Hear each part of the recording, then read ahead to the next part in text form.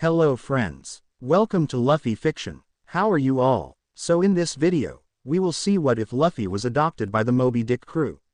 But before we start, if you want more amazing stuff like this, then be sure to subscribe to our channel and like this video. Also, if possible, share this video with your friends. Now without wasting any more time, let's begin the story. Marco, looks like those rookies went wild at Sabayati. Thatch commented, turning the page of the paper.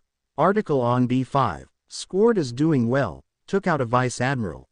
Damn it, bounties are missing. I think Jozu pulled them to show Oyaji. Marco commented in a way that suggested he was only half paying attention as he scanned the horizon. Lookout duty was something he enjoyed, but only when it was his turn. Then he flew. If he'd known Thatch was going to take advantage of his eagle eyes, and have him do most, let's face it, the other was reading. All the work, he never would have agreed to keeping him company when it was his turn. Ever since the close call with Teach's betrayal, they'd all been a little soft on the pompadoured man. They'd almost lost him. Hell, Ace was still hunting that bastard, though he was due to check in a few days. Last time he'd been in a particularly foul mood. Blackbeard was apparently targeting his little brother since Ace had trounced the dirt bag. It had taken the threat of Marco carrying him back in chains to get the 2nd Division commander to agree to frequent check-ins. They weren't going to lose a brother over this, it wasn't worth it. This is boring. Almost no one is stupid enough to take on Oyaji. Ace, yoi, Marco smirked. He spied a bird of some sort off in the distance heading their way. Thatch snorted. That was years ago. He leaned next to his friend. Is that a bird? It's awfully fast to be a bird. The blonde was getting a sinking feeling as the shape flew towards them. Its angle had it on a collision course with the ship.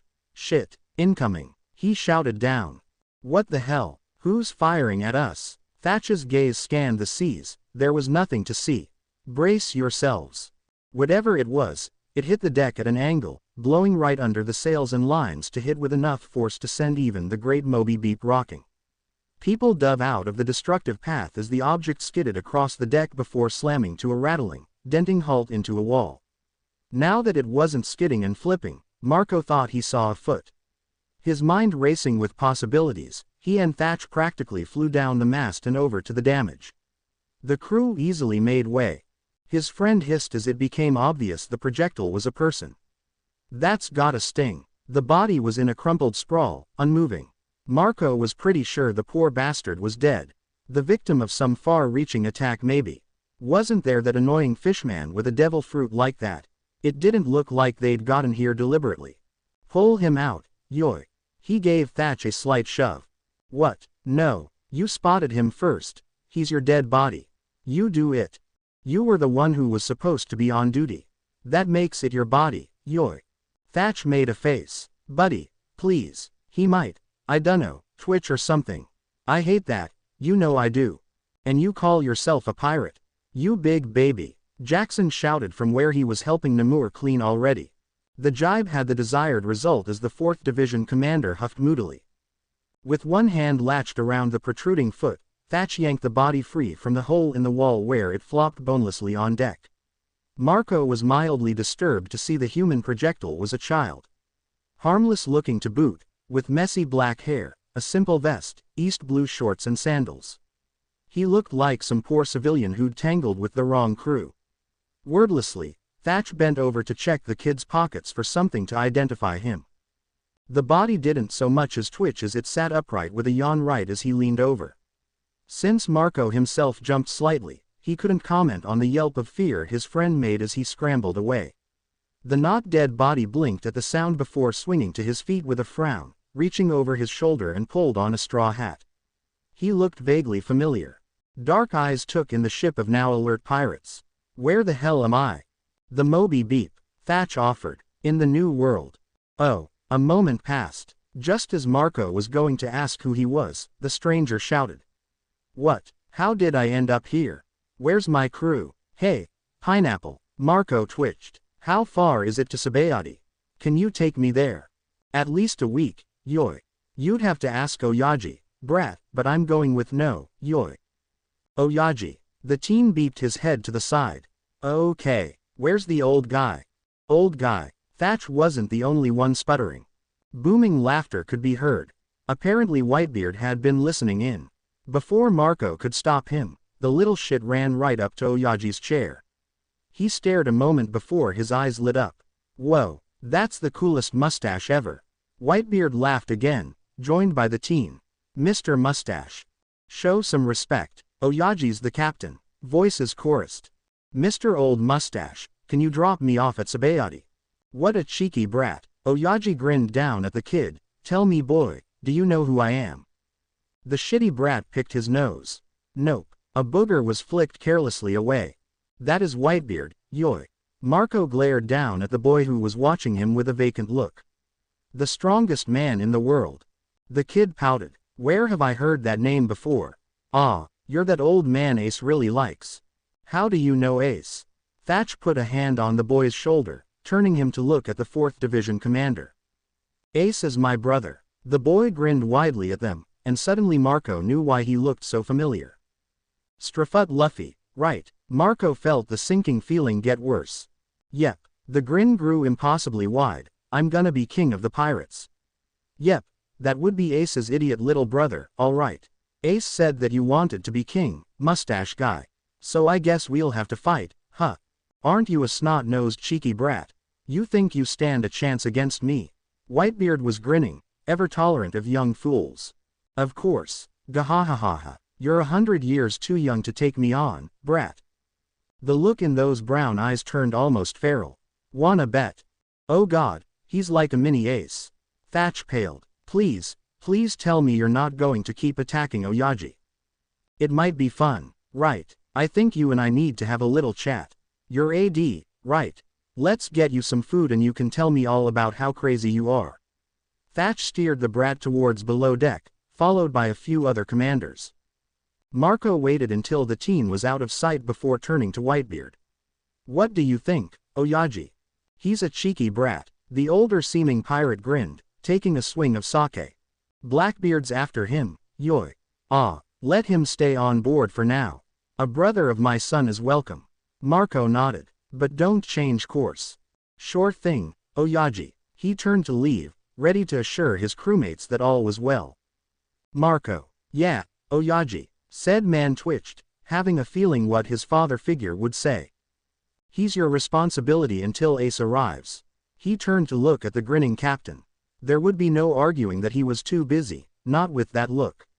Marco really wished he'd never agreed to lookout duty with Thatch today. Thatch. Thatch sat the brat down at one of the long tables in the galley, signaling to his brothers and sisters who'd missed the commotion that there was nothing to see. The kid was busy looking around with a big grin on his face when Thatch dropped a plate in front of him. He had a moment of panic when the brat wrinkled his nose after picking up the tankard of watered-down beer that was served with lunch. Ace had refused any and all food or drink given to him for quite a while after all, and this was his little brother. He was worried that the kid would be just like Ace in this, which would be very bad. Ace would blame him, he just knew it. He offered his friendliest smile. Eat up, brat, I didn't do anything to it. The 4th Division commander was all set to sample the food on the plate to prove it was safe before the younger pirate set on it like a starving animal. He ate everything, even the bones. For a second, Thatch thought he was going to even eat the plate when he licked it clean. It didn't stop there, either. The food on his own plate vanished just as rapidly as he stared on in shock. While the brat was busy polishing off the octopus-filled steam bun he'd liberated, an arm stretched to Haruta's plate at the far end of the table. While she was distracted talking to Izo, the whole plate was snatched out from under her fork. Both the other commanders looked down when the utensil thudded against the table before locating the escaping plate and tracking it back to the one foolish enough to steal from a commander. Surprisingly, Haruta just watched with a slightly horrified expression instead of yelling. Thatch could understand the look. He was sure a similar one was on his own face as the Strafut pirate moved on, stealing everything edible within his quite considerable reach. He wasn't even watching what he was doing, leading to a couple of close calls with knives and forks. Whoa, look at him go. Roku cheered as he polished off his 6th plate. 30 Belly says he stops at 10. You're on. 50 says he makes it to 15. What, are you kidding? This is Ace's little brother. Thatch laughed, getting in on the betting pool. 100 on 20 plates, minimum. You're on, Commander. Come on, brat, you can do it. Hey, breathe, boy. Vista slapped him on the back as he coughed. Have a drink. Don't like alcohol. Luffy spewed, food spraying back out as he coughed for a second before continuing. Why didn't you say so? Oh, why? Can I get a pitcher of juice here? Thatch grinned as the young captain continued to pack the food away. He was seriously wondering where it was all going. Ace was known for his voracious appetite even for AD, and it looked like it was a trait shared by his kid brother. Not that the 2nd Division commander would steal food off your plate. He was more of the raid the pantry type. Something told him he would need to lock up the kitchen tonight, actually, where Luffy had no qualms in taking food from strangers at all. Beepy brat. What kind of pirate doesn't drink? Tastes bad. I drink with my nakama some. He explained with bulging cheeks. When we have a party or kanpai. Haruta leaned next to the teen as he finally began to slow down. Hey, what was Ace like as a kid? He was cool. I couldn't ever beat him in a fight. Me and Ace used to do all sorts of stuff together.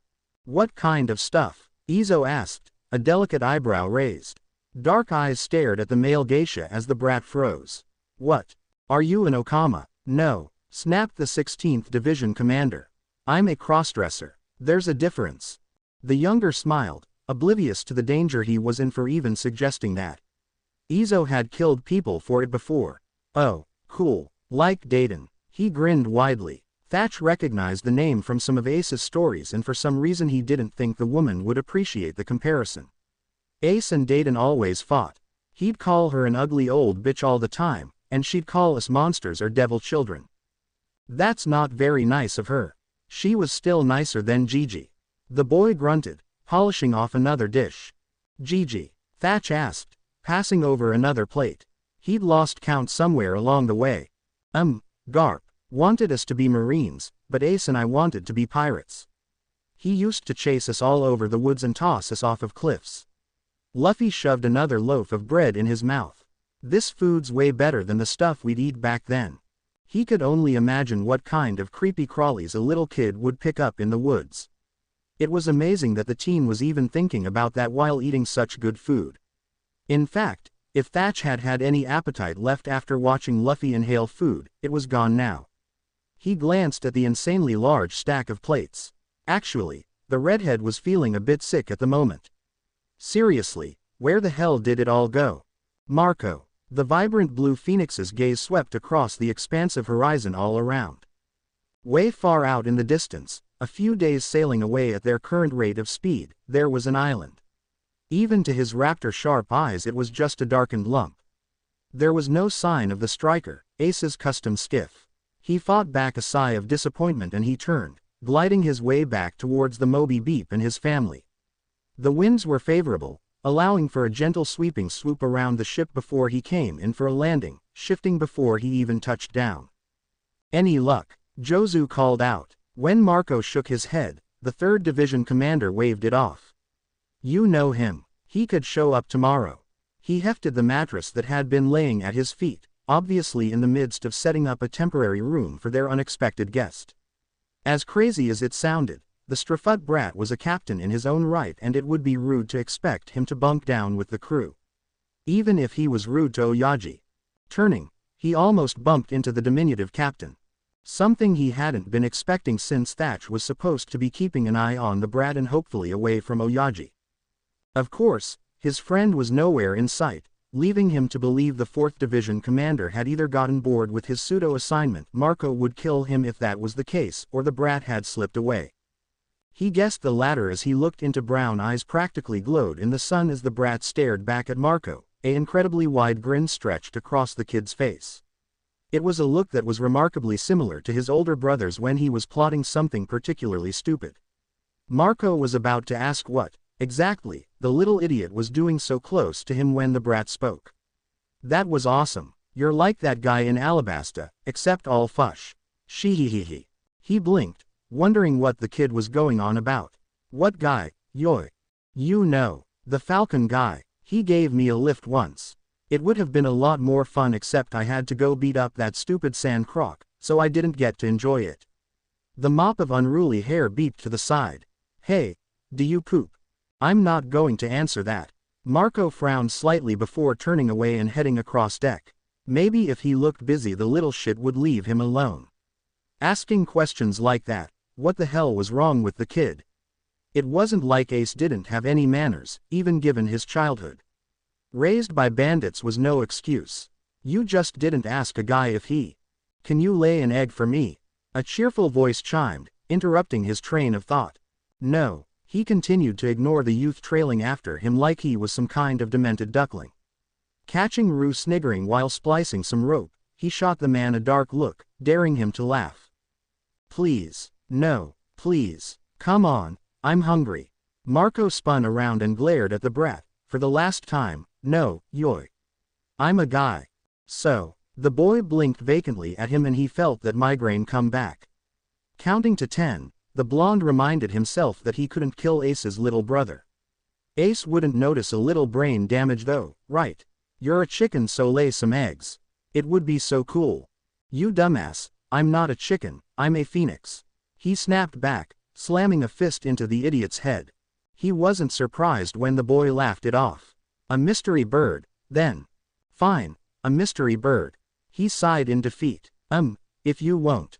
Can't, you moron. He wasn't going to even think about how insulting it was to even be asked. Lay eggs for me to eat, can we go flying?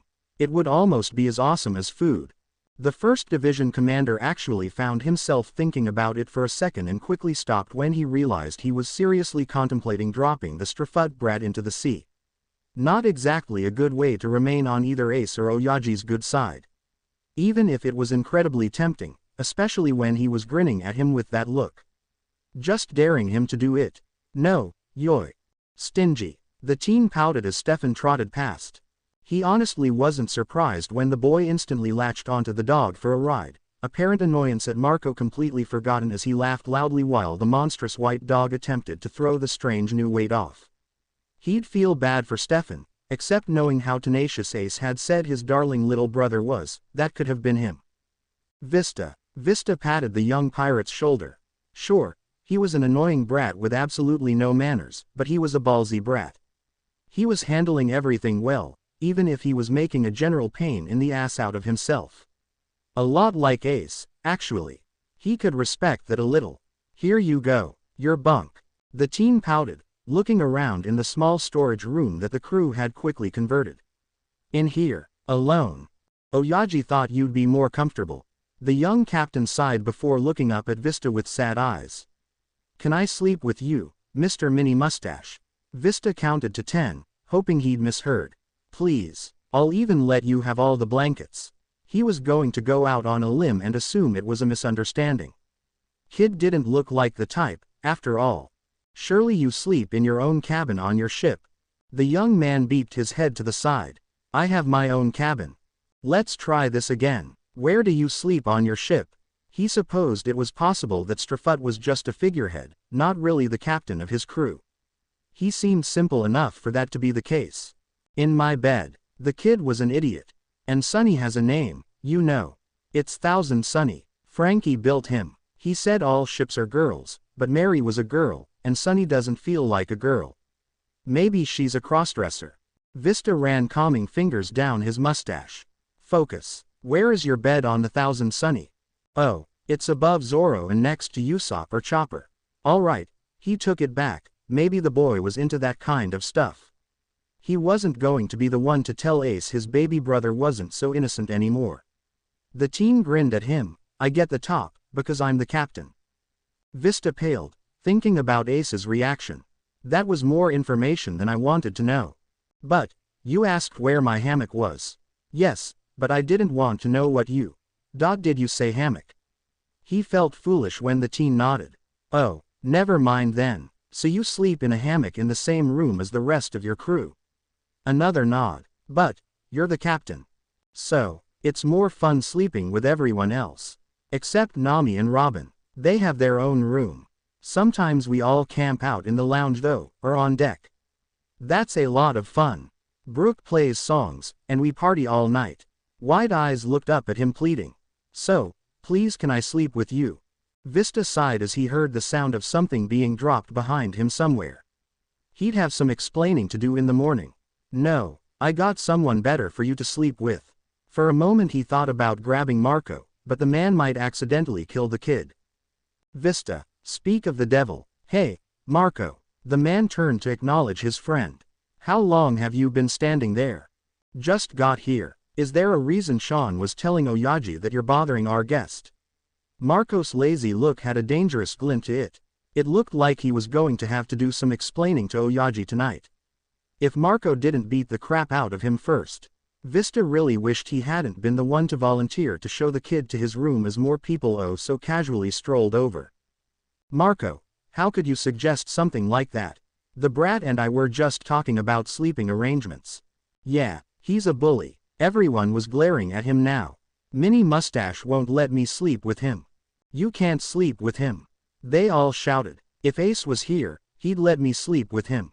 The teen huffed. Vista paled at the thought. Just imagining the 2nd Division commander's reaction to the conversation was enough to give him nightmares. No, he wouldn't. Why not? I slept with Ace all the time. Luffy pouted. Vista wasn't even going to touch that one as the rest of the crew gaped at the teen in shock. You like dogs, right? The boy nodded. Someone go catch Stefan so he can sleep with him, all right.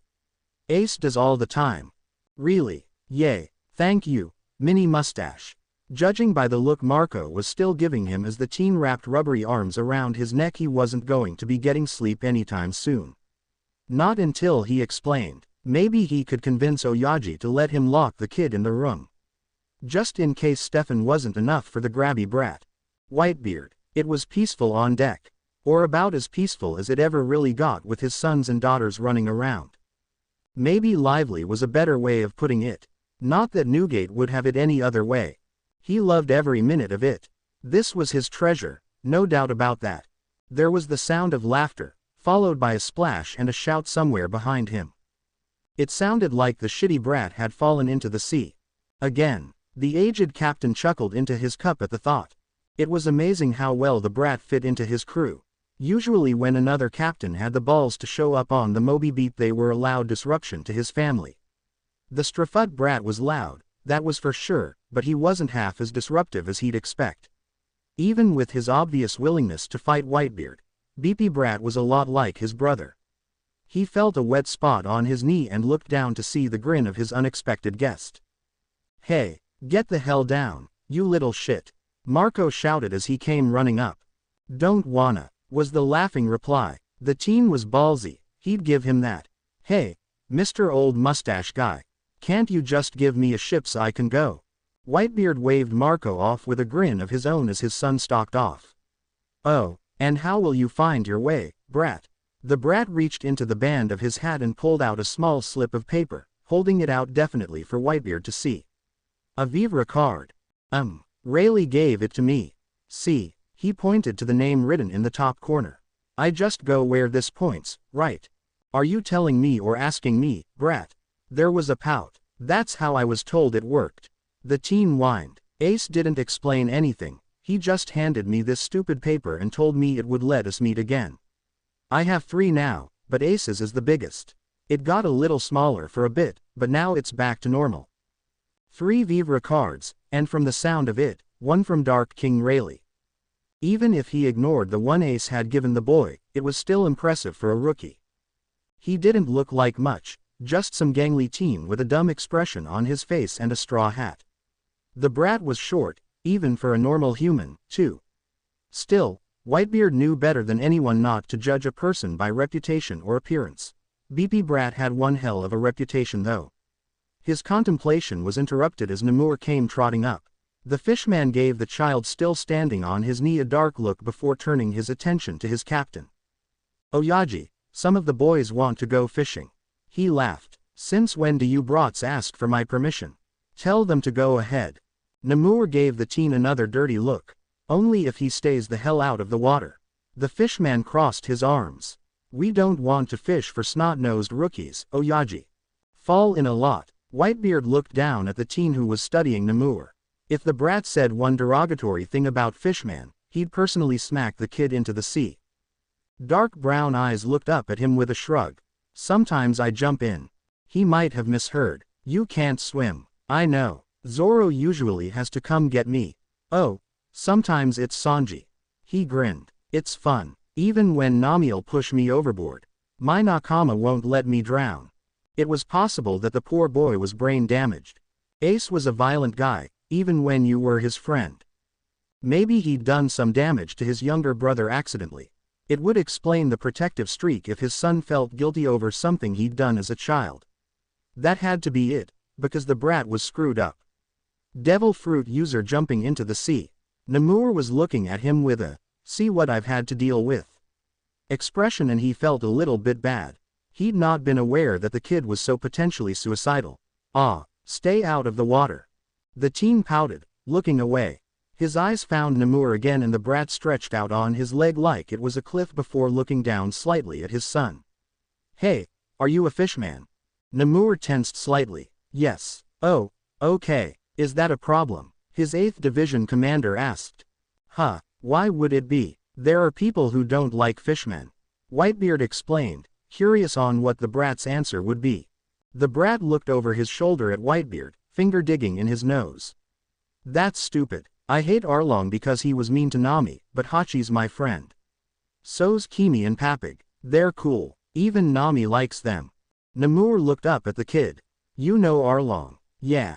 Nami, my navigator used to work for him, even though she didn't want to. The guy was a real bastard, but I took care of it. She said Hachi was all right. Whitebeard frowned, knowing there had to be a lot more to the story than that. He vaguely remembered Jimbei talking about how Arlong had gone off into the East Blue after he split from the Sun Pirates. Arlong was not the type to let a human work for him. Were you a friend of Arlong's? The boy's voice had gone flat. No. Okay. Hey, do you know Hachi? He makes really good takoyaki. Namur shook his head. Sorry. No. Hey, Oyaji, I'm going to let the others know about fishing. Brat, feel free to join us later. If you can stay out of the water. Really? Thanks. The teen waved at the retreating fishman before looking over his shoulder at Whitebeard. Little shit was still laying on his thigh. Ballsy brat. And grinning. I like your crew. They're not as fun as mine, but I can see why Ace likes it here. Is that so, brat? Yep, but I'm still not gonna let you be Pirate King. He laughed. You think you can stop me? Of course, 'cause I'm gonna be king of the pirates. He cried out with such conviction Whitebeard couldn't help but shake his head. Luffy had a long way to go before he was ready to be king, and Whitebeard was still planning on his older brother being king, but he could see it happening one day. If the kid survived, that is. Why don't you become my son? He found himself offering. Nope, a king can't serve under another captain. Luffy shot back quickly. Besides, I don't need a dad, I got Ace. Whitebeard blinked as he tried to follow what the boy meant. He knew the brothers were not brothers by blood, but it hadn't occurred to him that the younger had no contact with his own father. He wondered if Luffy even knew who it was before deciding it didn't matter. The boy was right, he had Ace looking out for him. Looking down at the Strafut captain, he came to a decision that he'd have to talk to Ace. He wanted this brat as one of his sons. Ace could barely quell his anxiety when the Moby beep was finally in sight. He just hoped Oyaji would be willing to help. Not that he doubted Whitebeard's willingness to help one of his sons for a second, but this was different. This was asking the man to help out another captain, or at least find him. If he could be found. If he wasn't dead. Swallowing against the growing pit in his stomach, he pushed Stryker to go even faster. The closer he got, the more noise could be heard from the ship. It sounded like a party or something, which was great. It meant everyone was safe, and Oyaji would be in a good mood when he asked for help. Swinging himself on board, he wasted no time in heading for Newgate's chair. Here the cheering crowd was thicker, their attention taken away by something that was off to the side, allowing his presence to go relatively unnoticed. Thatch had spotted him, though he pretended not to see the others attempt to get his attention as he finally made his way in front of Oyaji. The large man put down his tankard and grinned at him. Ace. Oyaji. He nodded in reply, an answering smile on his freckled face, worries temporarily pushed aside. How was your voyage, son? Ace couldn't help the sneer on his face. No luck. That rat bastard's fast, I'll give him that. But when I catch him, you will be cautious. Whitebeard cut him off. The matter isn't as important to me as your life. Despite trying to keep a scowl on, Ace couldn't help but feel warmed by those words. The simple reminder that Oyaji cared, that his being alive made the man he willingly called father happy in a way that neither of them questioned. Ace loved this crew so much. The feeling of contentment similar to what he felt around Luffy. The worry bordering on panic came rushing back. True, it had never really went away. He was a big brother after all. It must have shown on his face, because Whitebeard leaned forward. What is it, Ace? Oyaji, I need your help. He dug into his bag, pulling out yesterday's paper. My little brother, Luffy. He's gone missing. He and his crew got into it with the Marines on Sabayati and... A warm body slammed into him from behind, causing the young pirate to go flying into Oyaji's chair, paper fluttering to the ground. The 2nd Division commander growled under his breath as he climbed to his feet, his already strained temper snapping. He was going to beat the shit out of the fool who'd hit him. Thinking viciously of broken bones and third-degree burns, he spun with a glare, only to come face to face with the biggest idiot he knew. A grinning, laughing idiot that he was going to still kill for worrying him like that. He felt his eye twitch as he stared down at his happy little brother who was supposed to be far, far away. Ace. Luffy practically radiated joy in that way he had, eyes dancing. Your nakama is huge. Luffy, what have I told you about watching where you're rocketing to? He scolded to cover his relief as a crowd began to gather. Naturally the teen just laughed it off. How about telling me what the hell you're doing here? Good question. Thatch called out, pushing his way to the front. Kid just slammed into the deck yesterday like some demented cannonball. Wouldn't tell us anything. Luffy. His brother beeped his head to the side and scrunched up his brow, obviously thinking hard. I think it was that Kuma guy. He nodded, letting Luffy know he wanted more information with just a raised eyebrow even as his stomach dropped somewhere down below deck. Luffy was strong, he didn't doubt it at all, but Kuma was on another level. Just what had the idiot done to piss the guy off? We were on Sabayati waiting for Rayleigh to finish coating our ship after we rescued Kimi. Dark King Rayleigh. Marco seemed interested. Luffy laughed. Yep, he's cool, Ace. He knows Shanks. Oh, and Roger, too, I guess. Funny guy, though. He was pretending to be a slave when we met so he could steal money. Wait, you mean you really kidnapped some Tenryubito? Brah, he glared at Izo, redirecting his anxiety over the thought easily. I mean, Luffy. Nah. Instantly he felt better. I punched one, though. And now he felt a lot more worried, but proud at the same time. I think that's why the Marines and that Kuma guy came. There were these cyborgs that looked like Kuma, too. Pacifista. No. Pacifist. Pacifista. That's it. Anyway, we were fighting, and Kuma showed up and the next thing I know I'm here. Ace wasn't even going to think about it. It was better for his health if he didn't contemplate how his brother had ended up in a fight with one of the Shichibukai again. Nope, wasn't going to think about that, or how he was pretty sure Luffy'd already threatened Oyaji. Kid was on the ship longer than 5 minutes. It had to have happened. Oyaji seemed to be smiling though, so maybe he liked his little brother. Ace grinned. He could work with that. Hey, Luffy. Ace. His bumbling little brother looked at him with those wide eyes people always said vacant.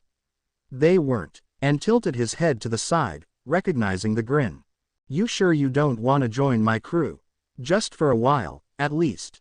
Will there be meat? Ace laughed. All you can eat. What do you say, little brother? Just until we find your crew. Okay. But I get to be captain. Hell no. A few crewmates shouted, overhearing Luffy. Ace just laughed. He's not serious. Well, he is, but he's got his own crew. I think they mean he can't join, yoi. Marco stated, looking slightly aggravated. Do you have any idea the trouble your little brother is? Why do you think I worry? Ace pointed out, dropping an arm around Luffy to keep him from running off. He turned his attention to Oyaji. Please, can I keep him? Thatch muttered. What is he, a stray dog? Luffy barking at him didn't help his image, so he slapped a hand over his brother's mouth. He's a lively brat, Oyaji chuckled. Send word to keep an eye out for his crew, Ace. So, is that a yes? He can stay on board for now. Oyaji grinned down at him. I'll decide later. Yay, thanks old giant mustache guy. Luffy cheered before turning his attention to more important matters. Meet. Ace just laughed as he was dragged along behind. When he felt Marco's hand on his shoulder he paused. Just remember, as long as he's here, you're staying on the ship, Yoi. Why, Luffy, too much for you. Hey, Mr. Pineapple, are you gonna lay some eggs for us yet? I'm hungry, Luffy called out, causing Marco's face to turn interesting colors. Maybe it would be a good idea to stay on board. At least until he was sure that Luffy wasn't going to get someone killed. Wipe the grin off, Portgas. Izo's been keeping track of the bill he's run up, and unless he joins the crew, you are going to have to pay for it. What? Why? Because he's your brother. Marco looked a bit smug when he said that. Marco. Did I ever mention that I was adopted? Ace. I'm tired, Ace moaned, leaning against the rails of the ship next to Roku. The man just looked over at him and shook his head before turning his attention back to Heart of the Loud Party where one Monkey D. Luffy was making a fool out of himself still. Ace might have forgotten how exhausting it was to keep up with Luffy when his little brother was worked up about something and trying to blow off steam. He understood exactly where the teen was coming from after hearing how he'd ended up on the Moby beat though. It was one thing to lose a fight, that was something his idiot of a brother was more than capable of getting over quickly and trying again with great enthusiasm, but to watch his whole crew sent away like that. For Luffy it was the worst thing imaginable. Luffy had never been able to handle being alone for any length of time. Hell, their relationship had been formed on that to begin with. He was just so happy that not only was his little brother safe, but on this ship. Even if his ship brothers found him a little annoying right now, Ace knew that they'd give the kid the attention he desperately needed. Eventually they'd see what an amazingly charming, sweet, lovable idiot Luffy could be. Though it might take Marco a bit longer to see the light. As for those who said his brother was just some useless rookie. Well, even Ace had to admit Luffy was a bit rough around the edges. The only way to prove the kid had earned his own bounty would be to let him fight, and just the thought of that made him want to beat the crap out of anyone who so much as suggested sparring with the young captain. So, that was out. Still, it looked like some of the crew had warmed up to his hyperactive brother already. Thatch had been a given, since Luffy could eat more than Ace. But he was a bit surprised to see Vista in the teen's company during the impromptu party. He wondered if he could count Vista among those who'd be all for Luffy joining the crew. Even if it was only temporary. Of course, that meant they'd have to figure out something to do with Luffy's crew. Somehow, he didn't think the ship would survive the whole Strafut crew on board. First they had to find the crew though. He knew Luffy had to be worried sick about it. Even though he'd only spent a little time with the Strafut crew, it had been obvious how close they all were. With that thought in mind he made his way back over to the heart of the party where his brother was trying to hide a yawn. So, Luffy, what division do they have you bedding down with? Ace grinned, secretly hoping it was his own so he could sneak down into the bunks and join his brother. The pout on Luffy's face caused his grin to falter. None. What? Then where are you sleeping? Some room over that way. Luffy huffed, obviously upset. Mr. Mini Mustache wouldn't sleep with me, either. Ace froze at those words. He was barely aware of Vista turning completely white and breaking out into a sweat. The 2nd Division commander was too busy thinking about his clingy little brother was expected to sleep alone on a ship full of people, and he saw red. Flames burst to life without his knowledge across his shoulders as he thought of poor Luffy alone in some makeshift room, especially after what he'd just been through. He turned a murderous glare at the mustached swordsman and noticed how most of the crew members near took a big step back. Vista. Ace, it's not what it sounds like. Vista's Adam's apple bobbed noticeably as the younger commander took a step closer. You wouldn't sleep with my brother. What is wrong with you? There was a pause as everyone just stared at Ace in shock. Ace, you realize you just asked Vista why he wouldn't have say. Shut up, Thatch, Ace growled. That's not what I meant, and he knows it. I'm sorry, Vista apologized. Your brother is a captain in his own right, though. Oyaji said to give him his own room. Someone show Luffy to my room. Ace snapped out, eyes flashing dangerously even as Luffy cheered next to him. And get Stefan in there, too. You can't do that, Yoy. I don't give a beep right now, Marco. I can't believe you people thought it was a good idea to let Luffy sleep on his own. Marco just let his anger was over him as the two of them headed over to Whitebeard. He's a captain. It would be rude to have him bunk down with the crew.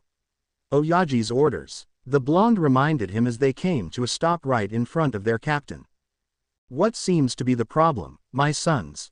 Oyaji. Ace snapped out, still smoldering in rage. Luffy's bunking with me.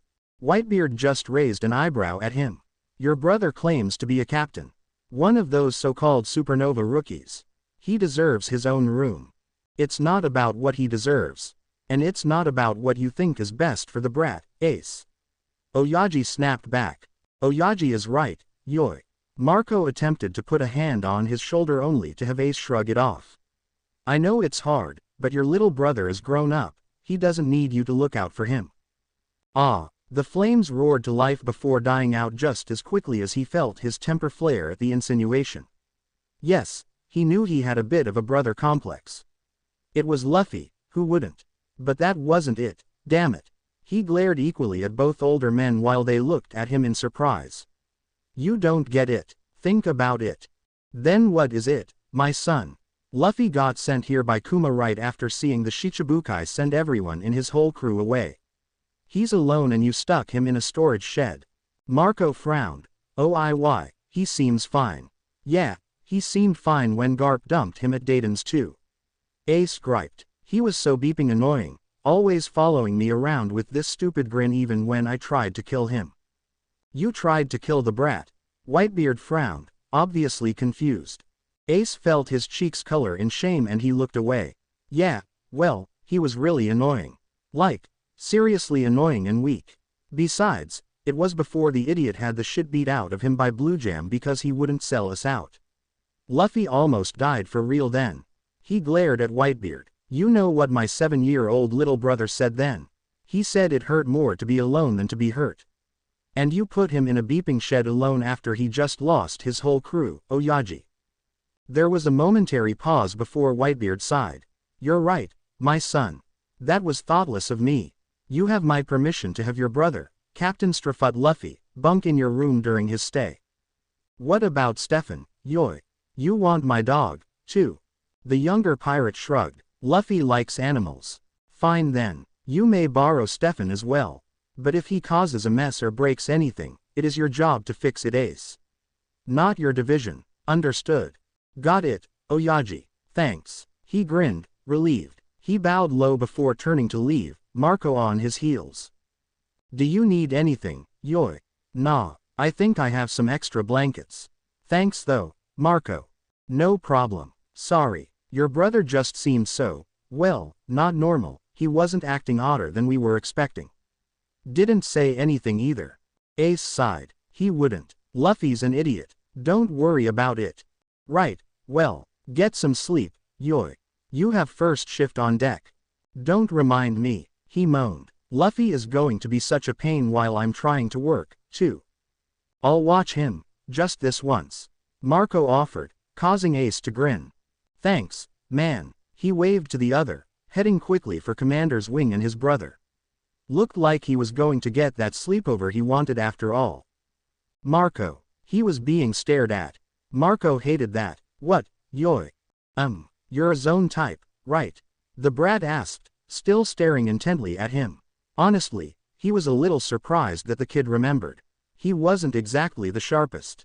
Yeah, mythical zone. Phoenix, remember. The Strafut brat nodded. Right, a burning chicken. Marco felt his eye twitch and wondered once again how he had let Ace beeper him into watching the younger D while his older brother worked. The logical part of him reminded Marco that there was very little chance of Ace working with Luffy in tow right now. The teen completely ignored the dark look the 1st Division commander was giving him and beeped his head to the side, still staring at him. What? A wide grin was his only response as the kid nodded to himself and stood. He trotted away before turning and waving. Stay there. Marco chose to ignore the idiocy and went back to his paperwork. Whatever had the young pirate worked up seemed harmless enough. He wasn't bouncing all over the place, or shouting about something. So he'd just do what he had been doing for the last hour, and if the kid came back, fine. If not, well, he was busy. Wasn't his fault if the snot-nosed brat had the attention span of a water flea. He did have to admit the way he squirmed, trying not to distract Marco, had been kind of amusing. Yes, it was cute. No, he wouldn't tell Ace that. It had obviously been killing the kid to be quite that long. The older pirate chuckled to himself as he continued to work, well aware that his respite might be interrupted at any moment. Soon enough he did start to worry at least a little bit about the lack of distractions. Mentally he started to keep track of how long it had been, deciding if a half an hour went by he would actually go looking. Just as he was getting up to start the search, rubbery arms wrapped around his waist. What the hell? Marco glared down at the youth. Sheehehe. Sorry. He didn't look sorry at all. In fact, he looked really excited about something as he pulled away. Sit. Not till you tell me what you've been up to, yoy. Marco continued to glare, crossing his arms. It was a look that usually cowed members of his own division, but had no effect on the bubbly Strafut captain. The teen grinned at him, obviously proud as he held up what looked like a squeeze bottle. Marco didn't know where he'd found it, and he wasn't sure he wanted to know. I'm gonna groom you. Damn, the kid was loud. Other people had obviously heard since he caught a few hiding their snickers. You're going to what? Groom you. The brat repeated it like Marco was the one who was a bit slow on the uptake. Chopper says it's important for zone types to groom. Warily, Marco sat, still warning Luffy away with his look even though the kid was practically vibrating with energy. Who's Chopper? Our doctor. The reply was instant. He's a reindeer with a blue nose, and he ate the Hito Hito no mi. A reindeer, yoy. The kid nodded. He could see where grooming would be an issue. Marco for one took care of his own needs, preening in privacy. Still, it surprised him that Luffy had thought of it. I don't need help, brat. Luffy pouted. But your hair is all oily and stuff. Marco resisted the urge to reach up and feel it. He knew it was a little oily, but the kid didn't have room to talk, really. It's fine, yoy. But I can help. The bottle was held up again. Look, I brought stuff. The kid beamed at him. At least he didn't bring a dog brush. Finally, after a long stare off where Marco ended up feeling like the bad guy, he gave in with a sigh. All right, just this once, yoy. Yay. Luffy practically danced around him cheering. He settled down quickly, pulling out a brush from his back pocket and placing it on the table next to the opaque bottle while Marco moved his papers out of the way. The Phoenix prepared for some painful hair tugging for the sake of keeping his friend's little brother happy. Something told him a sad or upset Luffy was something he didn't want to see, either. He was quite surprised when instead of rough pulls and tugs, he felt gentle hands carding through his hair, working out the knots with ease and rubbing the scalp. It felt a little weird, since the teen applied almost no pressure at all. Almost like a strong wind. The whole time, Luffy hummed to himself, even as he reached out and grabbed the brush. That he worked more vigorously against Marco's scalp, but still not rough enough to be painful. It actually was starting to feel good. Do this a lot. I brush Chopper sometimes. If I get too rough, let me know. Chopper says it's cows I don't feel pain like most people. Sorry, Luffy admitted, causing Marco to feel a slight twinge of guilt. Here the kid was going out of his way to be as gentle as he could when he really didn't have the same concept of pain. He'd forgotten that about the rubber man. It's fine. You can't hurt me. They both lapsed into silence. After what felt like both too long and too short of a time, the brush was put down and Luffy reached out for the bottle. Marco felt something cool and tingly on his scalp as whatever was in it was poured on his hair. He had a moment of panic, hoping the kid knew what he was doing, before those fingers started working their magic. It really did feel like magic, too. Luffy applied just the right amount of pressure as he massaged the scalp and hair, rubbing the mixture thoroughly into every strand without forming any knots. And he just kept up that glorious pressure. Marco was officially sold on letting someone else help with preening if it would feel this good. He'd croon, but his ship brothers would never let him live it down. After some time he felt something soft press against his head, maybe a towel. He wasn't sure and he didn't want to open his eyes to find out. Instead he just leaned into it. Whatever it was gentle and quickly replaced with the brush through the slightly damp hair. "Hey Marco. Thanks for watching Lou," Marco lazily replied, not bothering to open his eyes. "No problem, Yoy." Marco. "Yes, Ace." He felt the brushing stop and guessed that Ace had done something. He cracked an eye open. The fireman looked slightly nervous and amused at the same time. "Did you want Luffy to, dye your hair black?" He blinked dully at the two brothers. Luffy was still smiling widely at him, oblivious. Ace had his brother by the arm and looked ready to run. "What? Luffy kind of might have dyed your hair black." Ace gulped. Marco turned his attention to Luffy. "You did what?" The snot-nosed brat just laughed like it was the best joke ever. "I didn't think it would do that." "Then what did you think it was going to do? And what was it, Yoy?" Marco felt a headache coming on. "Clean your hair." Again, Luffy looked at him like he was the idiot. "Hell used sand, but he was a bird type or something, and you're a fire chicken. So I thought I should use oil. Except, I couldn't find any fast enough. I found squid ink, though, and I thought that oil is black and ink is black, so it should work the same, right? Oh, and then I added some pineapple juice, because your hair reminds me of a pineapple." Luffy grinned widely. "It's all dark and shiny now." Really, he had no one to blame but himself. He shouldn't get mad at the kid, he was just trying to help in his own idiotic not helpful at all kind of way. "It really is very shiny and soft looking." Ace decided to put in. "That's it." Marco stood, killer intent flowing from him. "Run, Yoy." Eep. Ace took off, dragging a laughing Luffy behind him as Marco ran a hand through his hair. Damn if it wasn't softer than before. If it wasn't for the fact that it was black he would thank the kid. Just like the youngest to pull a stunt like that. Jozu kept his eyes focused on Ace's chest trying to gauge when his brother was going to attack. Ace might not be the fastest member of the crew, but he was unpredictable and he hit hard. Sparring with the 2nd Division commander always gave him a bit of a thrill because of that. Ace was not known for pulling his punches, or using anything but his full strength in a fight for that matter. Like most Ds, moderation just didn't seem to be part of his vocabulary. That was why when Ace rushed him only to vanish in a flash of fire, Jozu instantly hardened his skin into diamond. The blow to his kidneys hurt like a bitch all the same, but it didn't drop him out of the game. That honor went to the follow-up kick to the back of his knees that ended with him on the ground and a knife point right under his chin. "Alright, you win." Jozu ceded. "You've gotten faster, Ace." The younger pirate flipped his knife over a few times before sliding it back into his sheath, a beepy grin on his face. "Thanks. So have you. Care to go another round?"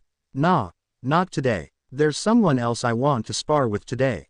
Jozu followed his gaze to where the strafut brat was sitting precariously on the rail of the ship staring at nothing. "Are you sure that's such a good idea, Ace?" He began worriedly. "The kid's a rookie, he's not up to your level." Instead of getting mad like he half expected, Ace just grinned. "My little brother has never been up to my level. Luffy's strong, though. Have you seen his new bounty? 300 million berry. Not bad for a rookie that's been on the seas for less than a year, right?" Jozu just rolled his eyes, refusing to comment. It was impressive if that bounty was an accurate representation of the brat's strength though. Personally he thought the fool was just a figurehead for his crew. He knew there was no point in convincing his friend not to spar with the brat. Instead he settled on one of the stairs that lined the part of the deck designated for sparring to watch. Someone had to be ready to referee and interfere when Ace went a little over the top. He didn't have long to wait as Ace cleared the area of various weapons lying around and removed his own dagger. The young man paused for a moment, holding 2 bow staffs and looked over in the direction of his sibling before shrugging and putting them away. He knew Ace was decent with most weapons, but he'd almost forgotten that the Logia user was an expert with the staff. It was a good thing that Ace had put away the staffs. There was no way the little idiot was any good with a weapon. He'd be killed for sure. "Oh, Luffy!" Ace shouted out, a grin on his face as the teen turned his head to look at him. "Creepy. Kid looked part owl when he did that. You still think you can beat me? The reaction was instantaneous. The brat's face broke out into a ridiculously large grin and he practically flew off the rail with a shout. Naturally, that got the attention of some of the crew who stopped to watch the newest annoyance launch himself at Ace with no warning. The kid was mental, that was for sure. There didn't seem to be any real sort of planning to the fury of punches that were so fast it appeared as though he had multiple arms. Ace had no trouble dodging most of the blows, blocking what he couldn't dodge. The grin never left the 2nd Division commander's face when he switched to the offensive, aiming a powerful kick at the smaller pirate's middle which was barely avoided. The punch that followed connected soundly with the youth's chin, causing his head to snap back at least 3 feet while the rest of the body barely slid. The head became a weapon as it snapped back in place, colliding with Ace's forehead. Both fighters paused and glared at each other, rubbing the matching bruises before falling upon each other with renewed energy. When the Whitebeard pirate was forced to shift into flames to avoid a debilitating axe kick to the head, there were some appreciative whistles from the crowds that had gathered that ended in winces of sympathy when an arm reformed and collided with Stuffutt's stomach. Not bad, Luffy, Ace smirked. You've gotten better. The young captain just grinned, resting a moment with his hands on his knees. Thanks. Still not good enough to beat me, of course. The older brother teases as he shot forward. Gear second. There was a bright pink sheen on the brat's body, and he literally vanished before Ace's flaming fist could connect, only to seemingly reappear behind his brother, still grinning. Jet pistol. His right arm shot out and connected with Ace's chest and went right through, but not before sending the other sliding back 6 feet. Ace's expression turned feral, and Jozu tensed, ready to leap in before the hothead killed his brother in a fit of rage. He'd barely gotten to his feet before Ace slammed into the poor kid like a cannonball.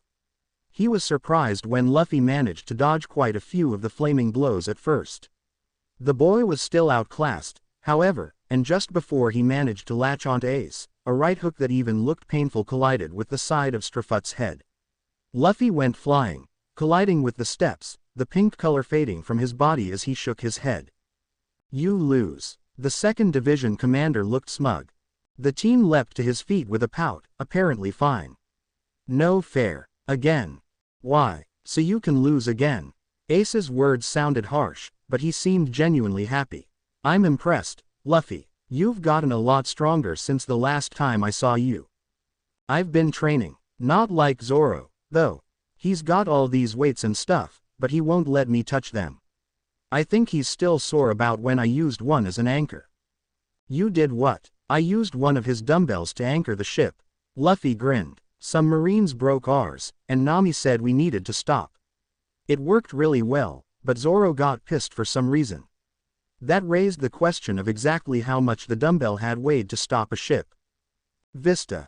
Good morning, Oyaji, Vista shouted, coming over to the man he loved like a father, holding the daily news. Newgate held a tankard even this early in the morning, and he was pretty sure it didn't have coffee. At least, not straight coffee, if the way the nurses were glaring at him was any indication. Really, you'd think the women would learn by now that the man would not be denied his booze. He was a bit surprised when the man just raised his drink in acknowledgement and went back to looking down at his right. Immediately he worried that something was wrong, but that didn't make any sense, because despite the glaring, the nurses were being awfully calm. In fact, some of them seemed to be fighting smiles. Stopping right in front of the captain's chair, he couldn't figure it out as the man didn't even look at him. Oyaji, Vista, what is the news? The other replied, still looking down. Vista did his best to ignore the rudeness that was very out of character for his Oyaji and glanced at the paper in his hand. Not much. Only thing interesting is the meeting called for the Shichibukai.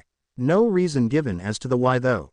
There's no word in the paper about the Stuffutt crew or Teach either. I figured as much. Whitebeard frowned, looking at him briefly before something once again caught his attention. The older pirate actually let out a half snort of amusement before looking at Vista again, humor dancing in his eyes as he tilted his head to the side and pointed down. Curiosity now piqued, the 5th Division commander edged around the massive seat. The first thing he noticed was the sounds of snores. Having lived on board the same ship with Ace for the last few years, he knew that particular sound, so he wasn't surprised to see Ace's boots.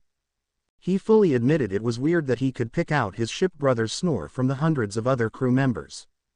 But given Ace's tendency to drop off in the oddest spots, it could be seen as a survival tactic so one didn't step on the fireman and go up like a candle. Or scream like a marine at the weird noises coming out of a closet like Josu did. He was a little taken back to see Ace's little brother straddling the man's hips. Sandaled feet hooked back around his knees as he leaned forward in a position that made the swordsman decidedly uncomfortable on what he'd just walked in on. It was only the knowledge that Oyaji was not into voyeurism that stopped him from turning away right then and there before he'd even taken in the finer details. Like the grin on the kid's face and the thick marker in his hand that he must have gotten from a nurse. He watched in horrified fascination as the teen thickened the swirly line on Ace's freckled cheek before darkening the area under the nose.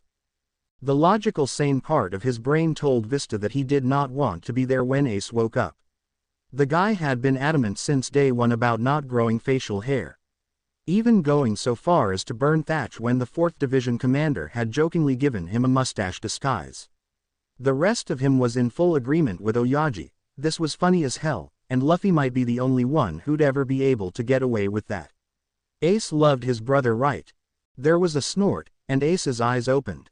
The man blinked twice, a frown creasing his face as he looked at his brother's wide grin and the marker still held right over his face. Vista felt his stomach drop as he saw the realization that the kid had been drawing on him dawn on his friend. Ace had long ago mastered the scare the crap out of you scowl, and that was exactly the look he leveled at his brother. Unfortunately, Strafut was either too foolish or too stupid to care that his life was possibly in danger as he continued to sit there grinning down like the lunatic he probably was. Visa had to give it to the kid. He moved pretty fast when Ace's fist came flying at his head in a blur of motion. "What the hell did you do, Luffy?" Ace snapped, sitting up and glaring at his brother as the uncapped marker rolled on the deck between them. The teen snickered just out of reach, a wide grin on his face, and pointed at his brother. "Sheehehe, I made you look like Mr. Old Mustache." Ace looked down at the marker, then at his brother. "You son of a bitch. Get back here." Luffy yelped and took off around the far side of the chair with Ace hot on his heels, marker now in hand. "Let's see how you like someone drawing on your face." It was a bit sad to see the 2nd Division commander running around the chair unable to catch one small boy. Vista had wisely moved out of the way on the first lap around, but by the 4th time the kid had raced past it was getting ridiculous, and he was seriously starting to doubt Ace's intelligence. That is until Ace skidded to a halt right in front of the chair and spun around holding out his arms, a wicked gleam in his eyes as Luffy rounded the corner. "Come here." "Ah. No." The teen tried to stop, but he was obviously going much too fast. Ace was ready for him though. He easily caught the rubber man and picked him up, stopping his momentum instantly while ignoring the infectious laughter that had everyone watching grinning. "No, Ace, let me go. Don't. Sheehehe. Put me down." Ace grinned. Something about it bothered Vista for some reason, but he wasn't sure why. "Put you down." He dropped the teen, landing on top on him and sitting on his chest. Luffy kicked and failed under the weight but kept laughing even as his brother leaned in with the uncapped marker and roughly grabbed his hair to keep his head still. "Let's see, how about?" Ace grinned even wider, coloring a mustache and small beard around Luffy's mouth quickly before throwing his head back and laughing. What's so funny?" Luffy whined under him. You look." Ace wheezed, rolling off his brother. He waved to one of the nurses who'd spent enough time interpreting the drunken wants of the crew to figure out what Ace needed and handed him a mirror which he held out to his brother while still laughing. He tried again. "Why, you look like Gigi." He choked out before collapsing in laughter again. Luffy took one look at his face and paled slightly, an obvious shudder going through him. "Not funny, Ace." He pouted, tossing the mirror back. "Gigi is scary." "Aw, come on, Lou. It can't be as bad as what you did to my F. Ace." All the color drained from Ace's face as he looked at himself in the mirror, the wide grin instantly melting off his face and replaced by a look of true horror. Luffy's voice was soft. "I just wanted to make you look like Mr. Old Muse, I mean Whitebeard. I'm sorry, Ace." Vista had the feeling that he was missing something, and it had to do with why Ace didn't like the idea of growing facial hair. That was a puzzle for another time, though. It bothered him that Luffy was so upset about this, even more than it bothered him that Ace was upset. He was used to seeing Ace upset. Luffy. Well, he could see why Ace worried about his brother. This kid wasn't meant to look like that. It felt wrong. So he plastered a grin on his face and chucked. I think you may have failed, Straw Hat. But few look so good with a mustache as Oyaji. He pat his ship brother on the shoulder in a consoling manner. Ace, my friend, the mustache is not a good look for you. It clashes with your freckles. Luffy nodded seriously. Connect the dots would have been better. You draw on my face again, and I'm going to kill you. Ace half-heartedly threatened, color coming back to both of the brothers. After a moment he snickered and looked at the mirror again. It is pretty funny, I guess. The younger nodded, jumping to his feet and puffed out his chest, hands on his hips. Bawahahaha. I'm Garp.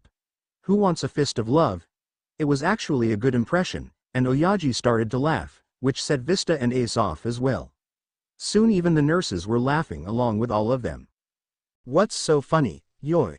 Vista turned to see Marco standing right behind him. The man's hair was still stained a dull gray from Luffy's prank a few days ago, but at least it was no longer coal black. Still laughing, all he could do was point at Luffy, who was still doing an impression of his grandfather as he scolded Whitebeard for corrupting his grandson. Ace for his part was howling with laughter on the ground. Ace. Marco looked at his friend, head beeped to the side in confusion. Ace was still laughing, tears running from his eyes as he turned towards them.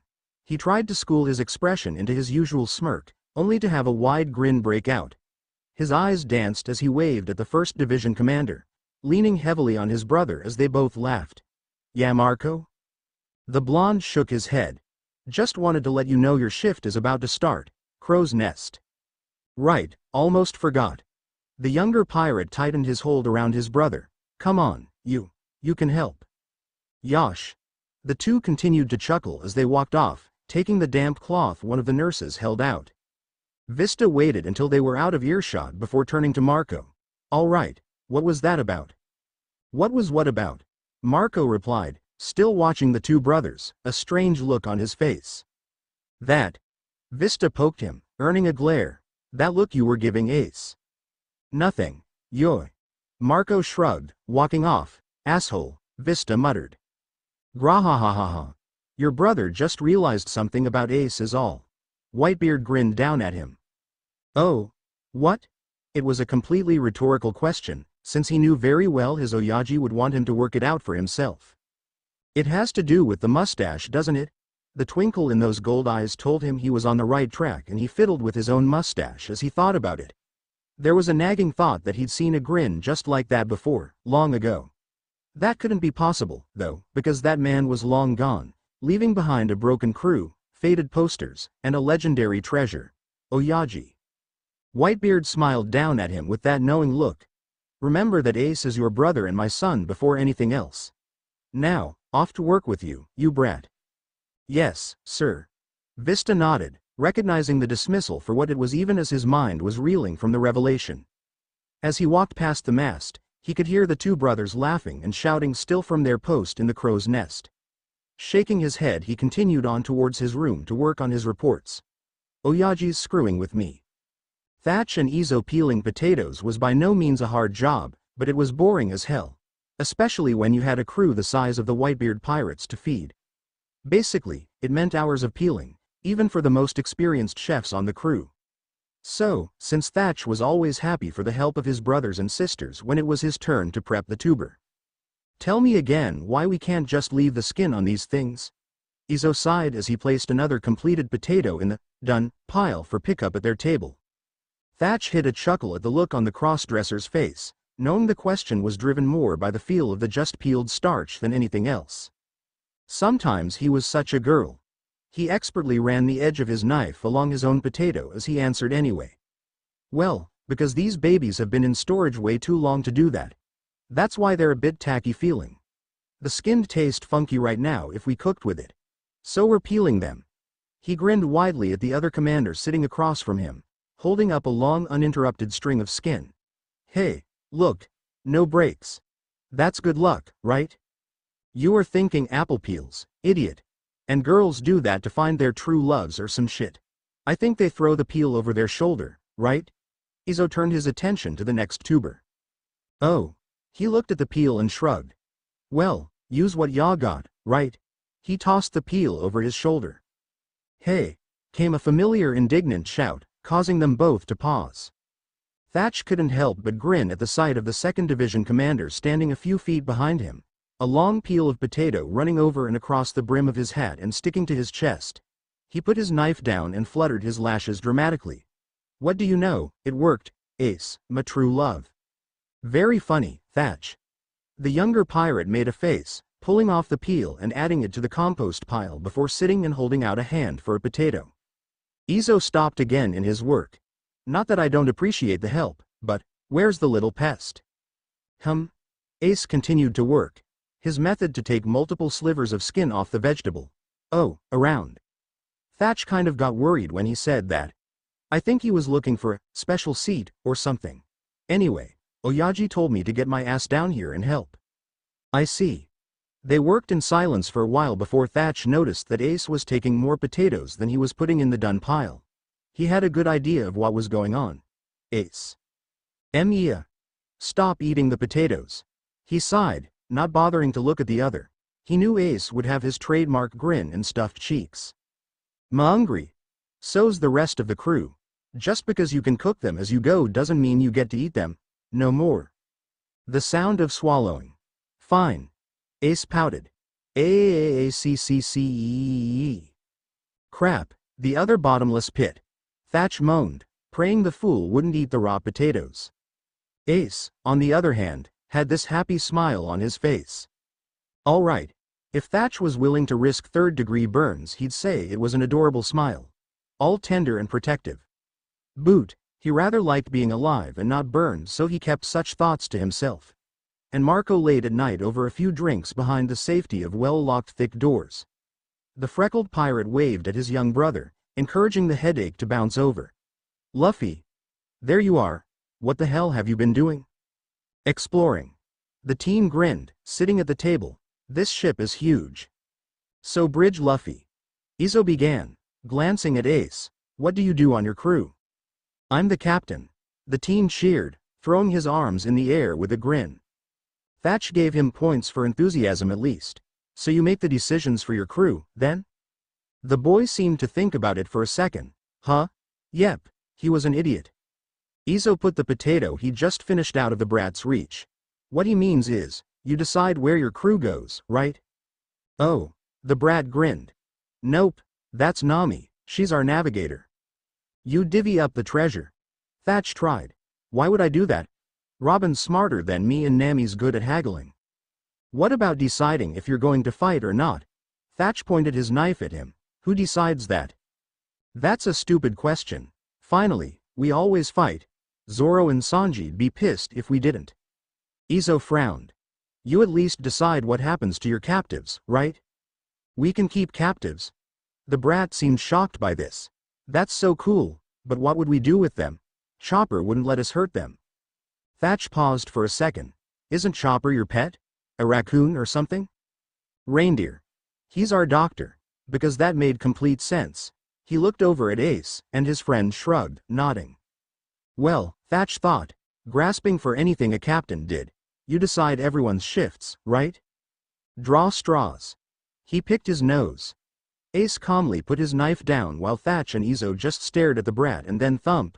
All three turned to look at the dark-haired pirate who'd slammed his head into the table. Ace? Luffy poked his brother's head. Did you fall asleep? Ace? His hand was batted away. Shee, you're awake. Luffy, you're an idiot.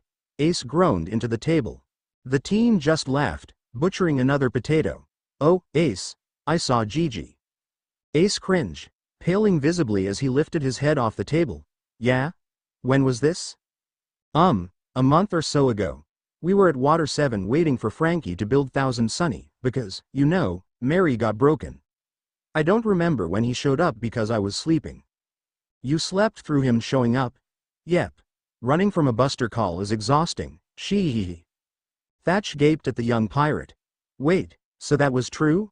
You really declared war on the world government? Are you stupid? Luffy just gave him a blank stare before answering. They took Robin. Izo raised a delicately manicured eyebrow. And that was reason to declare war on the world?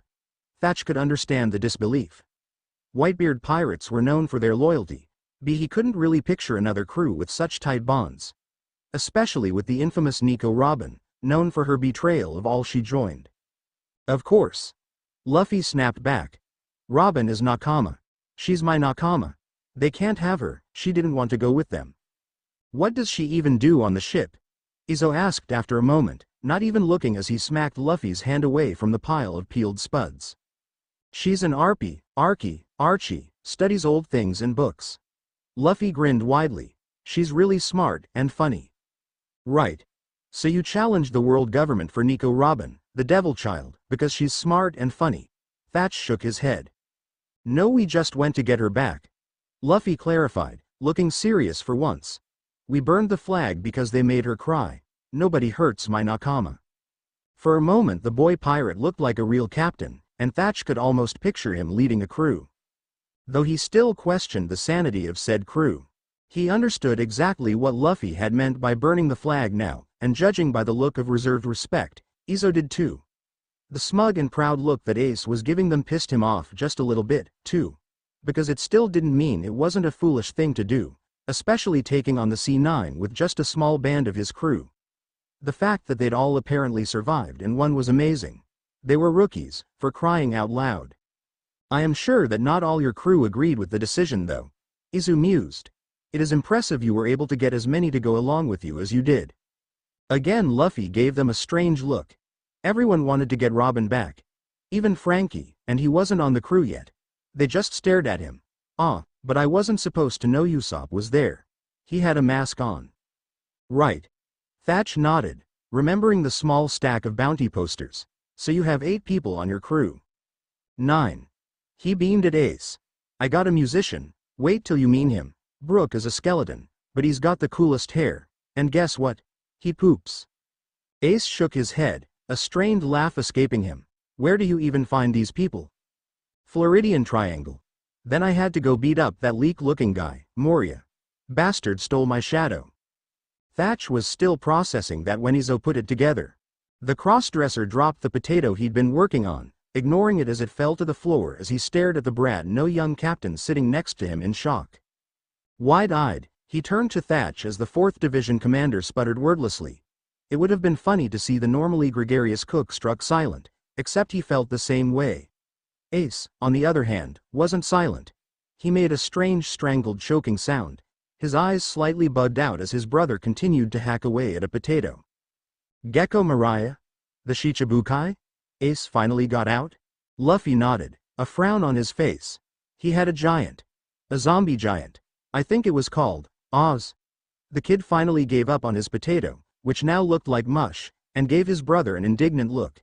He stuck my shadow in it. My shadow, Ace. He stole Zoro's, Sanji's and Brook's too. Took everyone's. We kicked his ass, though. He had a cool ship. Really? Thatch squeaked out, torn between shock and awe and worry for Ace. Because the guy looked like he was about to faint or something. Yeah.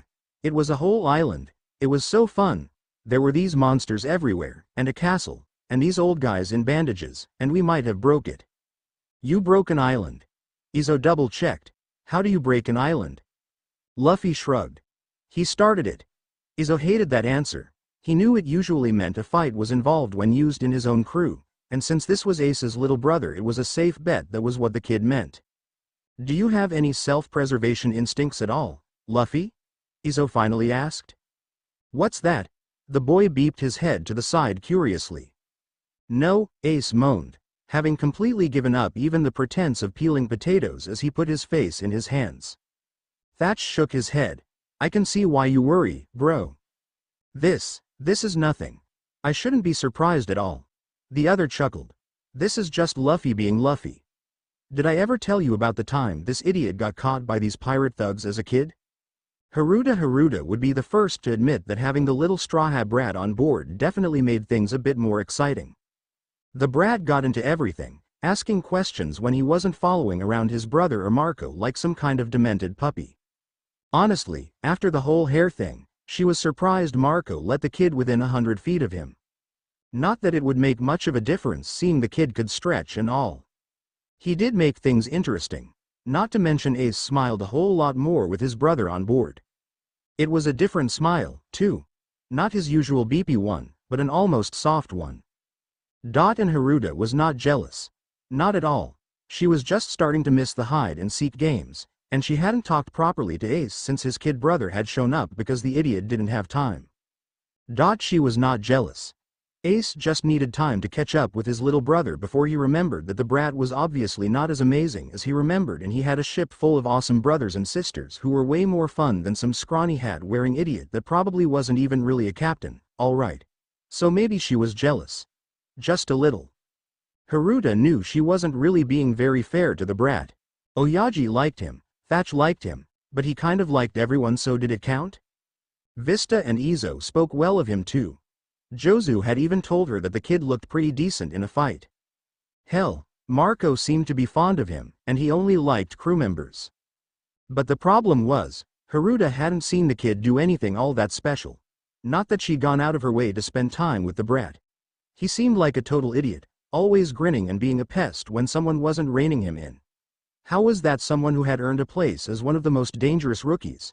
She honestly didn't see it at all. What she did see was the brat poking Stefan in the head while the giant dog attempted to sleep. Ace was nowhere in sight, nor was Marco, so she wondered what the hell the kid was doing. If he didn't stop, Stefan was going to bite his hand off. As if sensing her thoughts, the great white beast opened one eye and just looked at her before shutting it and turning his massive head, leaving her shocked. Stefan was rarely so tolerant. The brat pouted for a second and then tugged on the dog's mustache. That got a reaction, but again, not the one she'd been expecting. Even as she lunged forward to pull the boy back from irreparable harm, the dog jerked his head up and licked the teen with his great big tongue before the other could react. Straw Hat now dangling on its string, the dark-haired youth fell to his butt and just laughed as his hair stood up even weirder thanks to the slobber. Shee. You win. Stefan wagged his tail. Haruta glared down at the teen. What the hell do you think you're doing? He could have taken your fool head off. Those dark brown eyes just looked up at her blankly, obviously not understanding the danger he'd been in, playing. Why? With a look and a hand gesture she sent the dog away, leaving the teen to pout after him, but she didn't care. True, she knew very well that the dog slept in the room with Ace and his brother, and that the kid occasionally was seen riding the beast. Stefan was not a harmless pet, though. He was a war dog, trained to be vicious to non-crew members as a last line of protection for Oyaji in case the Marines ever thought to sneak an assassin on board again. He was a relatively well-behaved monster when people were watching, but over half the crew couldn't touch him. Haruta had honestly thought she'd been about to watch the kid die. What the hell were you thinking? I was bored. Ace is sleeping, and everyone else is busy. The boy shrugged, something flitting across his face before it was replaced with the bland look again. So you thought it was a good idea to bug a giant monster dog? Rubber or not, he could have killed you. Stefan's my friend. He won't hurt me. The boy was an idiot, even if what she'd seen suggested that it was true. They'd all thought Teach was their friend, too. Half of her wanted to just turn and walk away. Wasn't her problem if the idiot didn't take things seriously. The other half knew that she couldn't just walk away and let the kid get into who knew what kind of trouble without someone watching him. Unfortunately, being the first one across him kind of did make it Haruta's job. You're coming with me. Cool. Where are we going? The teen bounced to his feet, eager to do anything. She could use that. How about you and I have a nice friendly little spar while we wait for your brother? Really? Awesome. Ace won't let me play with anyone. It's not fair. She twitched at his words. Sparring wasn't a game. It was serious business and helped the crew get stronger, stay alive, and protect each other. This snot-nosed brat was obviously not cut out for this life if he thought it was just for play, and she was going to prove it to Ace. Just shut up and follow me. You're attracting too much attention with all your shouting. Haruta might as well have been talking to a wall. By the time they got to the sparring deck there was already a crowd. Haruta knew she was at an unfair advantage. The brat fought with his bare hands and here the 12th Division commander was with a sword. Rubber might be useful against stuff like guns or jeet, but against a sword? She could cut him up easily. Not that she would, just draw a little blood. A friendly warning that it wasn't a game.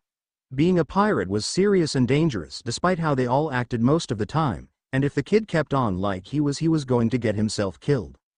And it wasn't like she really cared one way or the other. But this was Ace's kid brother. Even if the brat pissed her off, even if she kind of wanted to put him in his place and show Ace that he wasn't some cool rookie, the brat didn't deserve to die. Wasn't his fault if his crew was heartless enough to take advantage of that open and trusting nature Ace had told her about. Here she thought he'd understated it, too. She was just going to teach him a lesson is all. "Ready?" she asked, ignoring the crowd and the whispers that were saying she was crazy and Ace was going to kill her. She knew what she was doing. The brat bounced on his heels. "Yep." She lunged forward a blinding fast slash to start with and was only mildly surprised when the teen just swayed out of the way. She followed that up with a thrust, a horizontal slash and a chop, all of which the teen nimbly dodged, though just barely. When he let fly a rubbery punch she spun out of the way and to the right, slashing at his chest and landing a grazing blow even as she dodged a well-timed kick from a leg that was much too long and bent funny. She'd have to be a little careful herself, it looked like, as she danced out of immediate reach. The teen felt the cut on his chest, looking at the blood on his fingers with that silly stupid grin. "You're fast. You're not too bad yourself, brat," she grudgingly admitted. She wasn't holding back that much and had expected to land more blows. "Thanks." The grin turned blinding. Flicking her sword she closed for another flurry of blows. Scoring just twice out of the dozen she aimed and narrowly avoiding a black eye when the teen actually managed to step on her sword and momentarily pinned it to the deck. They separated again, and Haruta looked at him with newfound respect even as part of her acknowledged the crew members that had gathered to watch had fallen silent. It looked like the kid wasn't useless after all. "Where'd you learn to fight against someone with a sword like that?" "Zoro." That didn't help her much. It must have shown on her face because the kid blinked. "He's my nakama. Zoro fights with 3 swords though, and he's not as fast as you. It's fun. Except, Nami doesn't let us spar much because she says we destroy shit. So on islands only. I watch Zoro and Sanji go at it all the time though. They're funny." The kid grinned, pretending he was holding a sword. "Stupid love cook." He swung the imaginary sword, then tugged his hair down and curled his lip slightly. "What was that? Shitty Marimo." Bringing a leg up he demonstrated a powerful-looking kick at the same height that his imaginary sword had been before looking at her. "They fight all the time." Right, he was still an idiot. Just maybe Jozu hadn't been talking the kid's skills up just to make Ace feel better. Speaking of that fight, Jozu had mentioned the kid had some interesting skill or something. "Hey, Luffy?" The boy shifted, ready to fight again. "Yeah? Jozu said you had this attack that almost worked on Ace?" "Shee. You mean second gear?" "Sure, if that's what he wanted to call it." She nodded. "Wanna see something cooler?" Haruta did not like the grin on the kid's face as he bit his thumb. It wasn't nearly half as worrying as the shouts she heard coming from the doors leading below deck that told her Ace was up and heading this way though. "No, wait. Stop." Her shout fell on deaf ears as somehow the kid's hand just expanded to insane proportions before he pulled back and let a punch fly. When she was too stunned to actually dodge, so it was a good thing that Luffy was distracted by a resounding punch to the back of the head which sent him crashing to the deck. Haruta gulped, looking at the enraged Ace that glared at her from over his brother's form. "What the hell, Haruta?" the 2nd Division commander snapped. "We were just sparring, Ace." "Bullshit, he's all cut up, you heard Lou." "Ace, whatcha do that for?" Luffy whined sitting up. He looked smaller. A lot smaller. "We were having fun." Ace shifted his glare down to the diminutive form at his feet and blinked. Reaching down, he picked Luffy up by the back of his vest and held him at eye level, a look of confusion on his face. Luffy had somehow been shrunk down to true child size. It made the pout very amusing as he huffed at his much bigger brother. "Luffy, what happened to you?" "I shrunk." He was a captain all right. Captain Obvious. "Put me down." Even his voice sounded younger. "Oh God, someone get the nurses and fix this," Ace yelped, holding his brother out from him with a look between amusement and actual fear. There was a pop kind of noise and suddenly Fire Fist was holding a very annoyed full-sized version of his brother who he quickly dropped. "Oh, all better." Being tiny beeps. "What was that?" "Third gear. I wanted to show Haruta, 'cause she likes fun things, right?" He turned to her. a wide smile on his face and eyes dancing. Isn't it amazing? I get super big, but then I get super small because of it. So I gotta be more careful in battle with it, 'cause I'm vulnerable like that. But, I'm working on it, and it's been real useful, too. He beamed at Ace. You didn't tell me sparring with your Nakama was so much fun, Ace. I wanna keep playing. Yeah?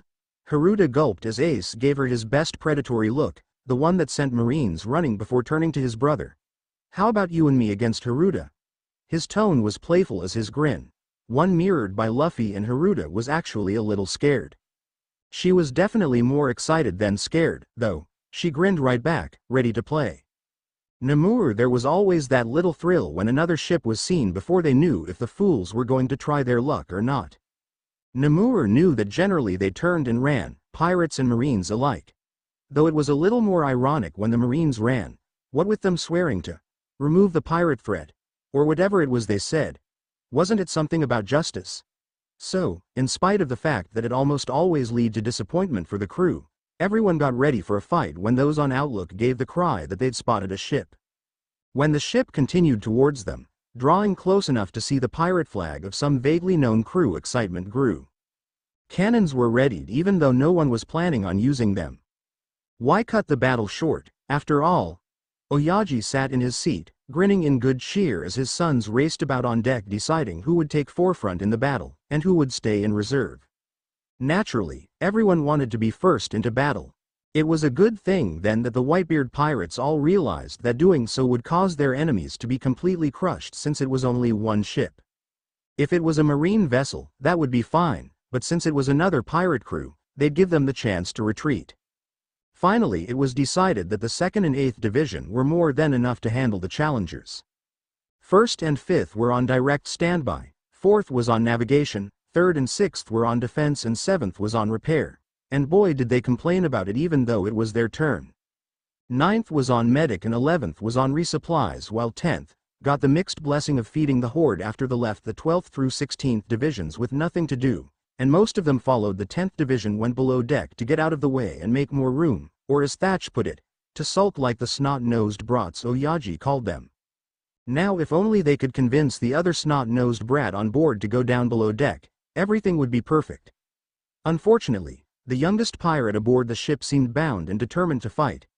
Namur had to admire the spunk it took for the little guy to glare up at Ace, arms crossed and frown on his face as the 2nd Division commander railed at him. Luffy, for the last time, would you get your ass below deck already? I don't wanna, the boy huffed, unfazed by Ace's obvious temper. He supposed it came from years with living with Portgas, in which case, the kid had his sympathy. I want to fight Ace. No, Oyaji, tell him no. I don't have to listen to giant old mustache. I'm a captain, too. On second thought, he could have been right when he had to fish the brat out of the water repeatedly. Straw Hat was either stupid or crazy. I'm your big brother, and I say you do. Gahahahaha. How about a compromise, Ace? Newgate grinned, standing and walking over to the two bickering brothers. Ace continued to glower. What? Luffy can sit with me. He gold eyes twinkled. As a captain, you know how important it is to trust your crew, yes? Of course. Then trust mine to do this like I do. Of course we will be ready to step in if needed. Ace just opened and closed his mouth like a fish, obviously wanting to argue the point. Namur took pity on him and put a hand on his friend's shoulder, turning him away. Oyaji'll watch him. He'll be fine. You don't know that. This is Luffy. He could get in trouble sitting still. He didn't doubt it for a second, either. Well, it's a good thing he's sitting still with the strongest man in the world, right? The fishman pointed out. If anything happens to him, then we're all going to be in trouble. I doubt it's going to be a problem. These guys are just some no-name pirates, right? Bet your little brat of a brother has a bigger bounty than they do. His words had the right effect. Ace straightened, once more the collected beepy 2nd Division commander and not the worried big brother, and nodded. It was a good thing, too. The ship was closing in fast. Shit.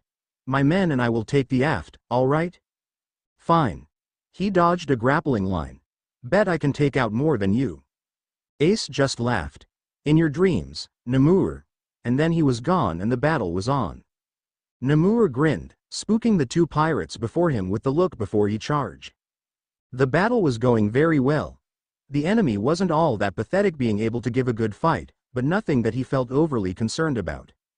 Some of his brothers were shooting off jokes at each other, in fact, and he could hear Oyaji's distinctive laugh reverberating across the deck. All in all, it was shaping up to be a fantastic day, and it wasn't even noon.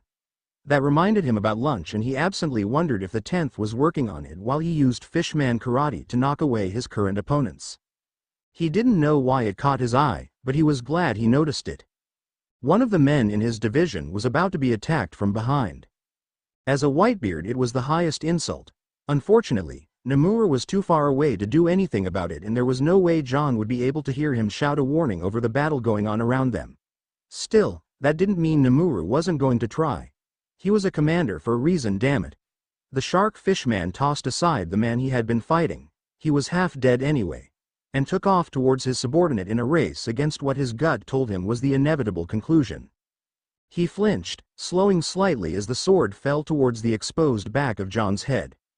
The man was too busy fighting off the person in front of him to notice the killing blow about to be delivered, and Nomura was still too far away to even shout out. The only consolation was that it would be fast. And Nomura was going to kill the bastard that did it. He forced himself to keep watching as the sword raced towards the skull, ready to cleave it in two, only for it to suddenly vanish from sight. Nomura blinked, and suddenly the Straw Hat brat was there at John's back, glaring around, daring anyone to come close. It took a split second for him to process what had happened, and by then he had reached their side.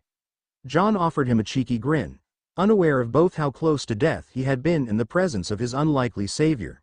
He turned his attention to the teen. "What are you doing?" John half spun around to see who he was talking to and yelped in surprise. The young captain grinned. "Helping. You were supposed to stay with Oyaji," he half growled. Not that he wasn't thankful.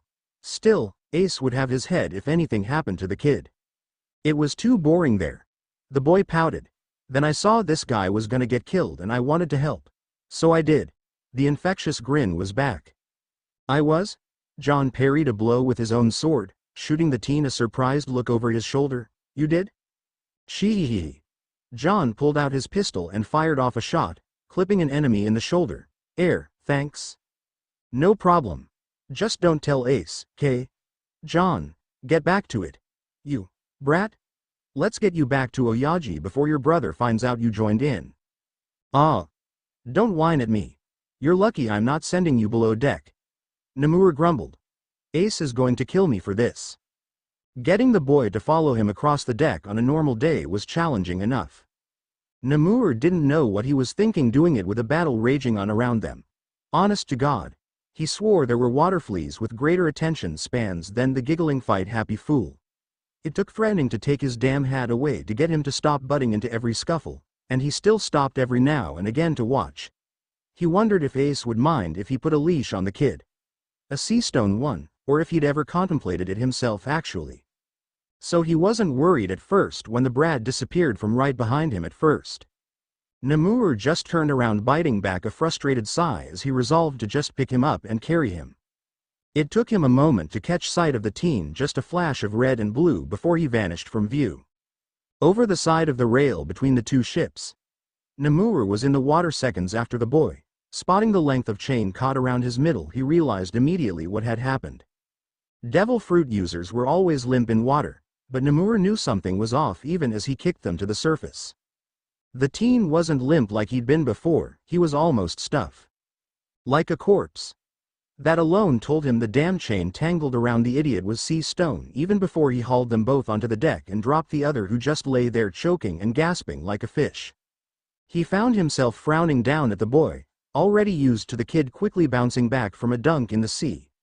It was odd that it bothered him so much, even knowing he'd be alright as soon as the chain was removed. Luckily, Nomura had pulled them up on the enemy ship, which was mostly empty. He had figured it would be safer than having to worry about someone, namely Ace, noticing the young captain's condition for now.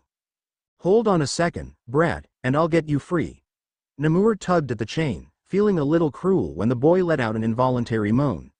It was wound tighter around his middle than he had originally thought. The cool press of metal at the base of his neck caused him to freeze and suggested that his idea hadn't been so smart after all.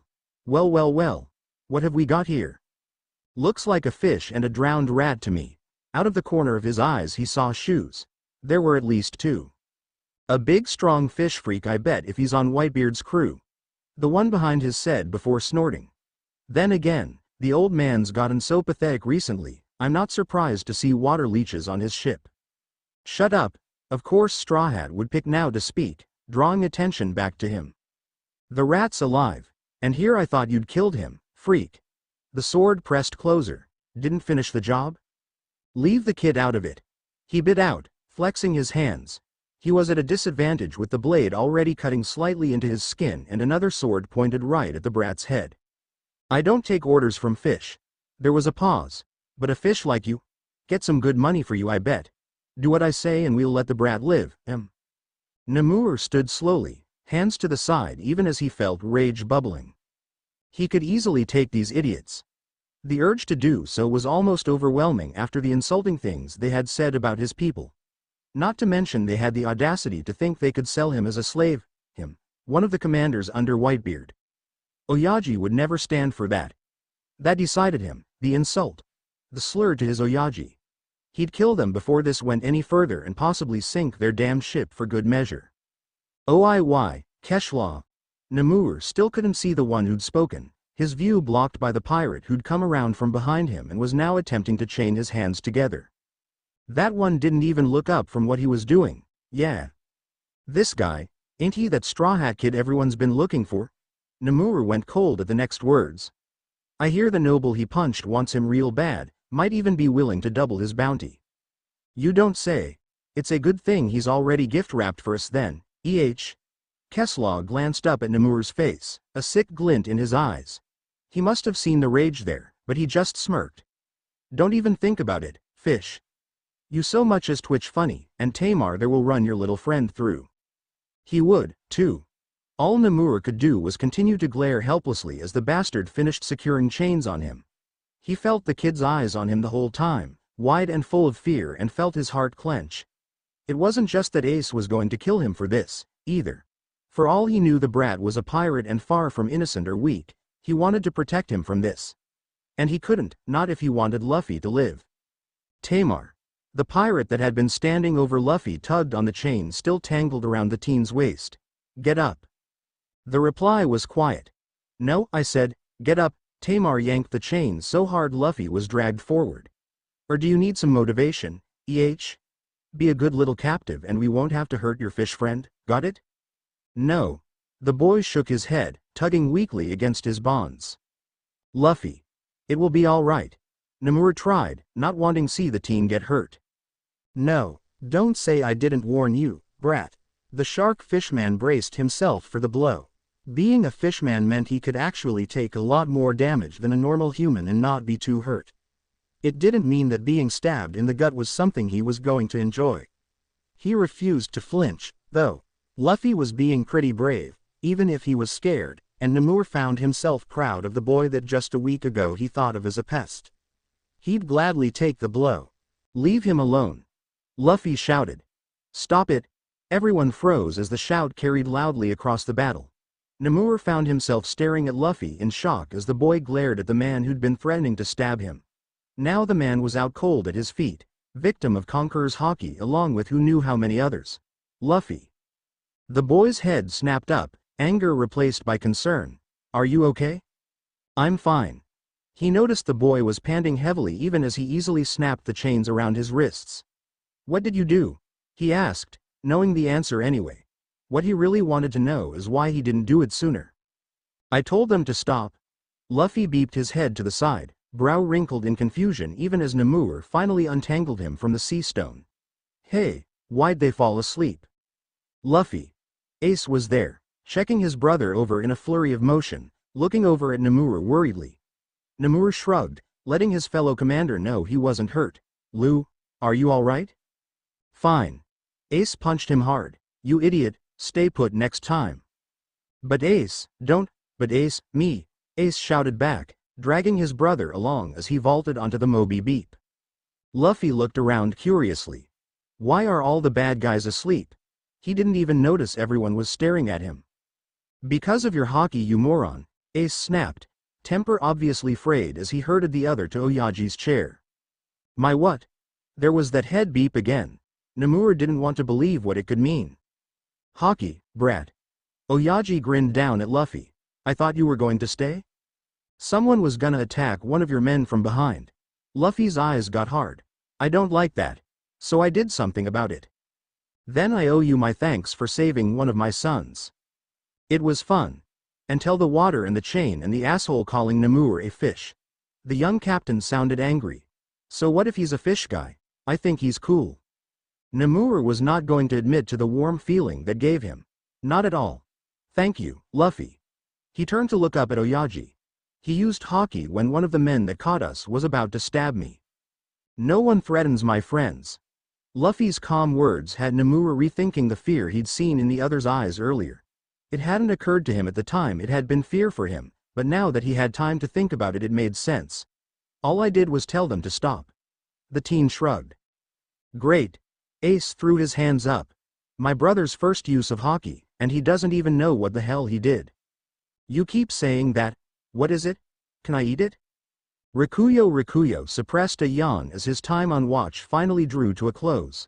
Longest 4 hours of the day. You said it. Laughed Thatch.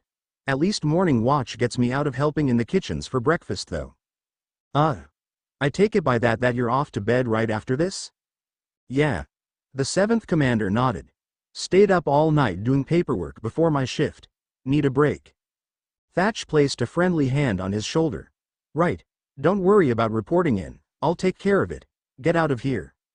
Thanks, man, he said around another yawn. You'd think after all this time that he'd know better than to pull an all-nighter right before a shift. Which, he did, but he hated to just leave the work there with Macy. She had a tendency to eat things when left alone. Taking her on watch didn't work, either. She was too distracting half the time. Speaking of, he should probably get the weapon out of his room, grab some breakfast and then hit the sack for a few hours. As he had expected, the devil fruit-altered morning star flail was waiting for him when he opened the door to his cabin. Sharp metal teeth clanked at him as the tail wiggled. Grinning, he pet the weapon while checking the room for damage. Other than the usual leg chewed off the chair again, nothing looked too bad.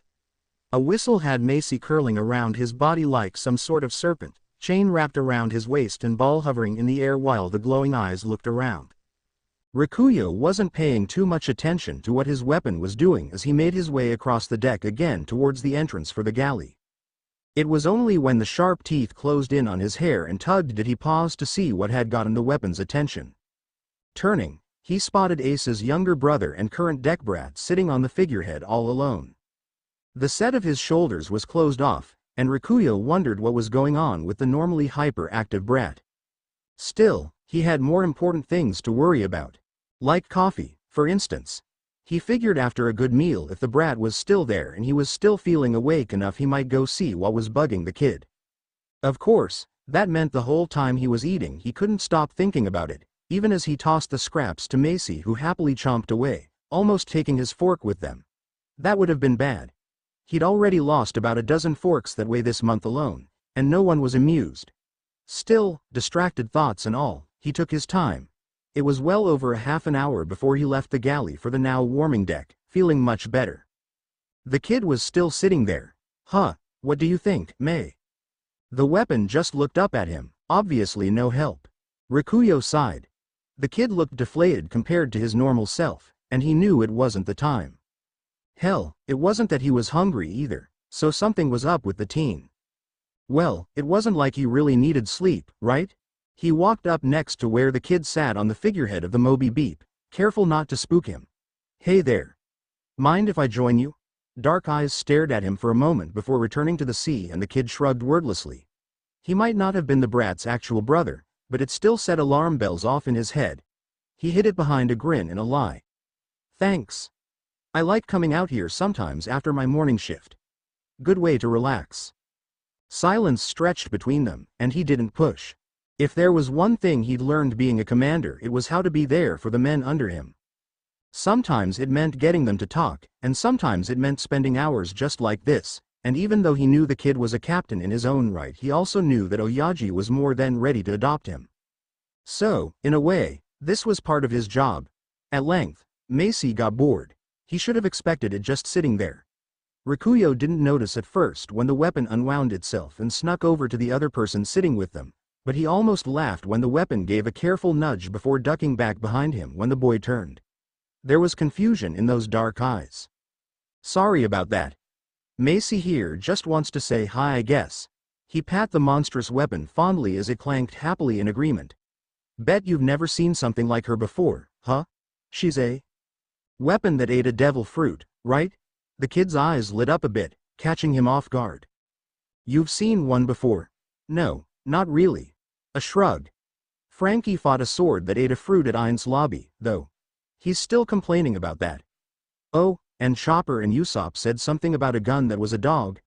That was way back in Alabasta, though. The kid grinned widely, holding out a hand for Macy to sniff. I'm Luffy. You're so cool, wanna join my crew? Hey now. Macy and I are a matched set, you know, and I'm not leaving Oyaji. He smirked at the kid even as the weapon accepted an enthusiastic petting. So much different than its reaction to Ace. Macy was still wary around the Logia type. Name's Rikuyo, by the way. Nice to meet ya. I didn't know that there was a weapon type all the way over in Alabasta. Not surprised about Ain's lobby, though.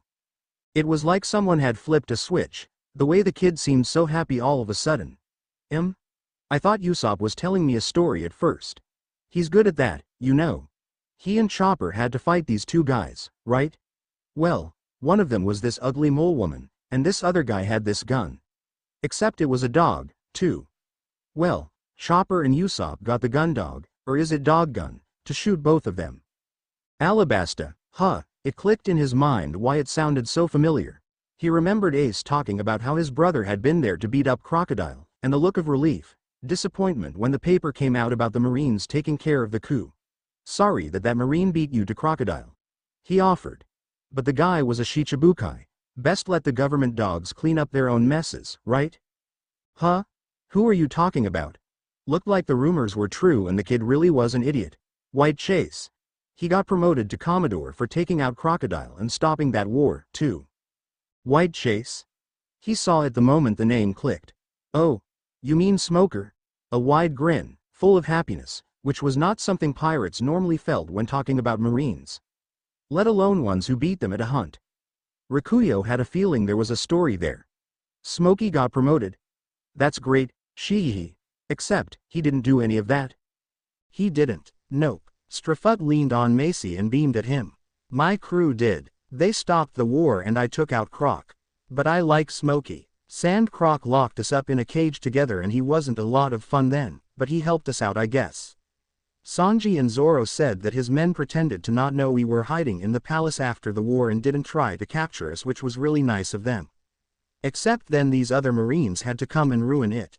He felt a headache coming on, and it had nothing to do with the fact that he had been up 24 hours straight and everything to do with the fact that this rookie was telling him that he was the one to take out a Shichibukai. Bringing his total to 2.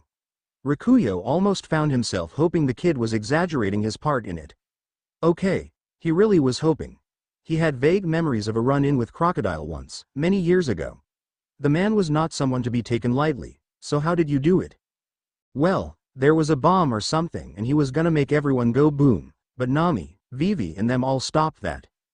Right. That made absolutely no sense. But he remembered reading something about the Marines taking credit for finding a bomb and with the help of a royal guard safely detonating it. So if he replaced the Marines with the Straw Hat crew, it was probably closer to the truth. But how did you defeat Crocodile?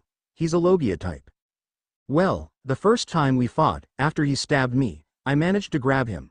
Luffy grinned widely, obviously proud of himself. The first time? He was ignored. Then he tossed me in a sand thing and I almost drowned in it. Why did he ask?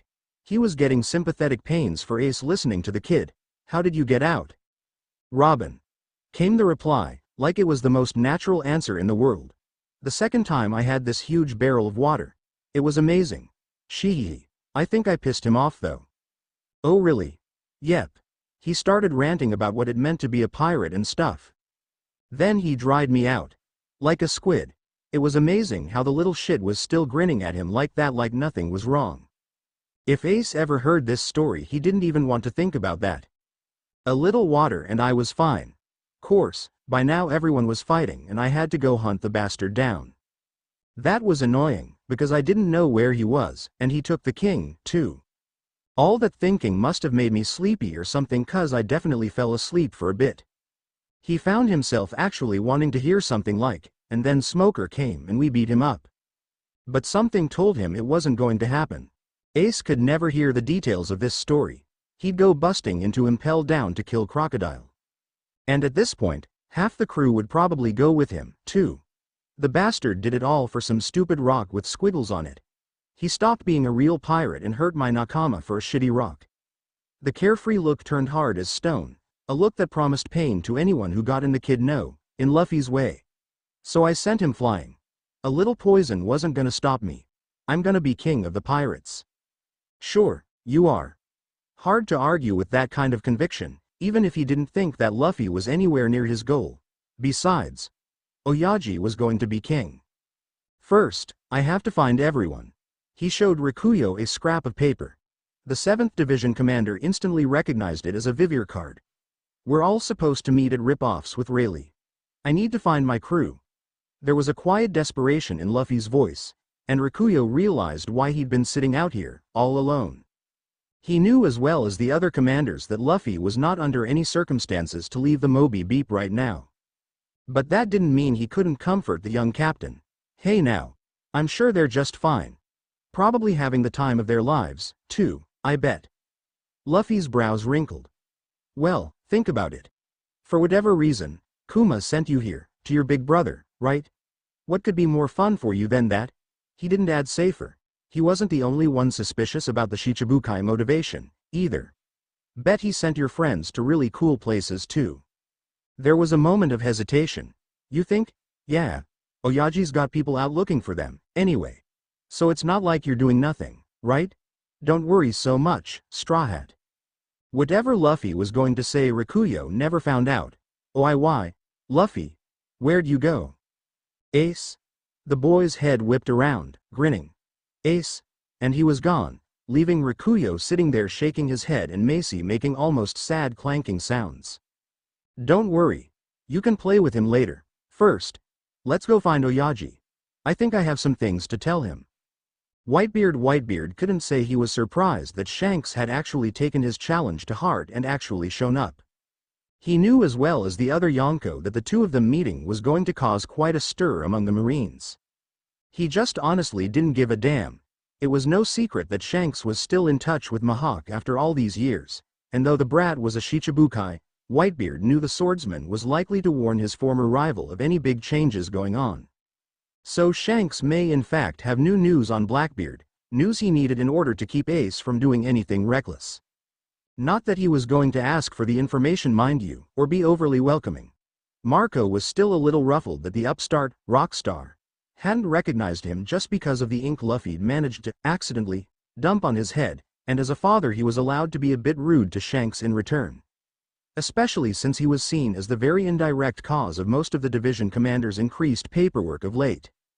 Getting half the commanders to agree to keeping Luffy below deck for the meeting had also been a challenge worthy of blaming on Shanks. Ace had warned him of the brat's worship of the other Yonko, and while he could understand it, it did make things harder. Everyone seemed to enjoy keeping a secret from the team though, if for no other reason than to prevent him from getting his hopes up in case Shanks didn't want to see him. Already Whitebeard saw that protective fire in many of his son's eyes when it came to the boy. If Shanks so much as said one thing negative about the brat, there would be war, he knew it.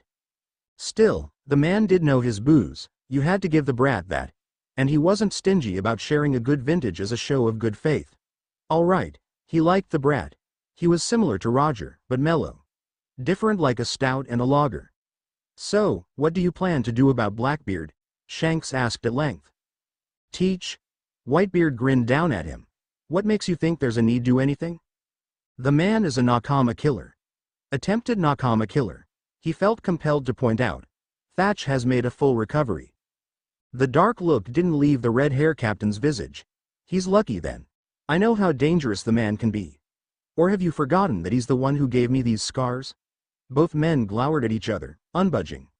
You should be going after him with everything you have, Newgate. Whitebeard's frown deepened at the familiarity. Are you saying I'm wrong in letting my son handle it? It was his request as division commander. Ace? The younger man looked shocked. You fool? Portgas is a hothead with a short temper. The kid's not ready to face someone like. You underestimate my son, Newgate snapped, swinging his Bacento with its deadly blade as a warning. Shanks intercepted the bow, naturally with ease, darting forward as his own temper flared, sending even the great Moby beep rocking. His eyes were like ice. Do you honestly think Ace'll stay calm when he learns the man is after his little brother? They pulled apart, warily eyeing each other before Newgate huffed as he returned to his seat. So it's true, then? He's after that straw hat brat? Yes. Shanks looked worried, exasperated, and proud all at the same time. It was an expression not uncommon on Ace's face. In fact, Thatch had jokingly dubbed it the brother complex. Mihawk said that since there's an opening on the Shichibukai, the Marines called a meeting. One of Teach's lackeys showed up and nominated that fat bastard, and Sengoku agreed. If he could prove his worth by bringing a big-name pirate. Newgate leaned forward. But the brat's a rookie. A rookie that took out a Shichibukai and declared war on the world government. Shanks pointed out. This was also before he punched a celestial dragon. The Marines are pissed. So they want to remove him before he becomes a real problem. Whitebeard mused, taking a sip of his drink. It's 2 Shichibukai, by the way. What? Gecko Moria. I'm not sure on the details, but apparently the man crossed paths with the Straw Hat brat and lost. What? Luffy, what the hell were you thinking? Ace had the same reaction.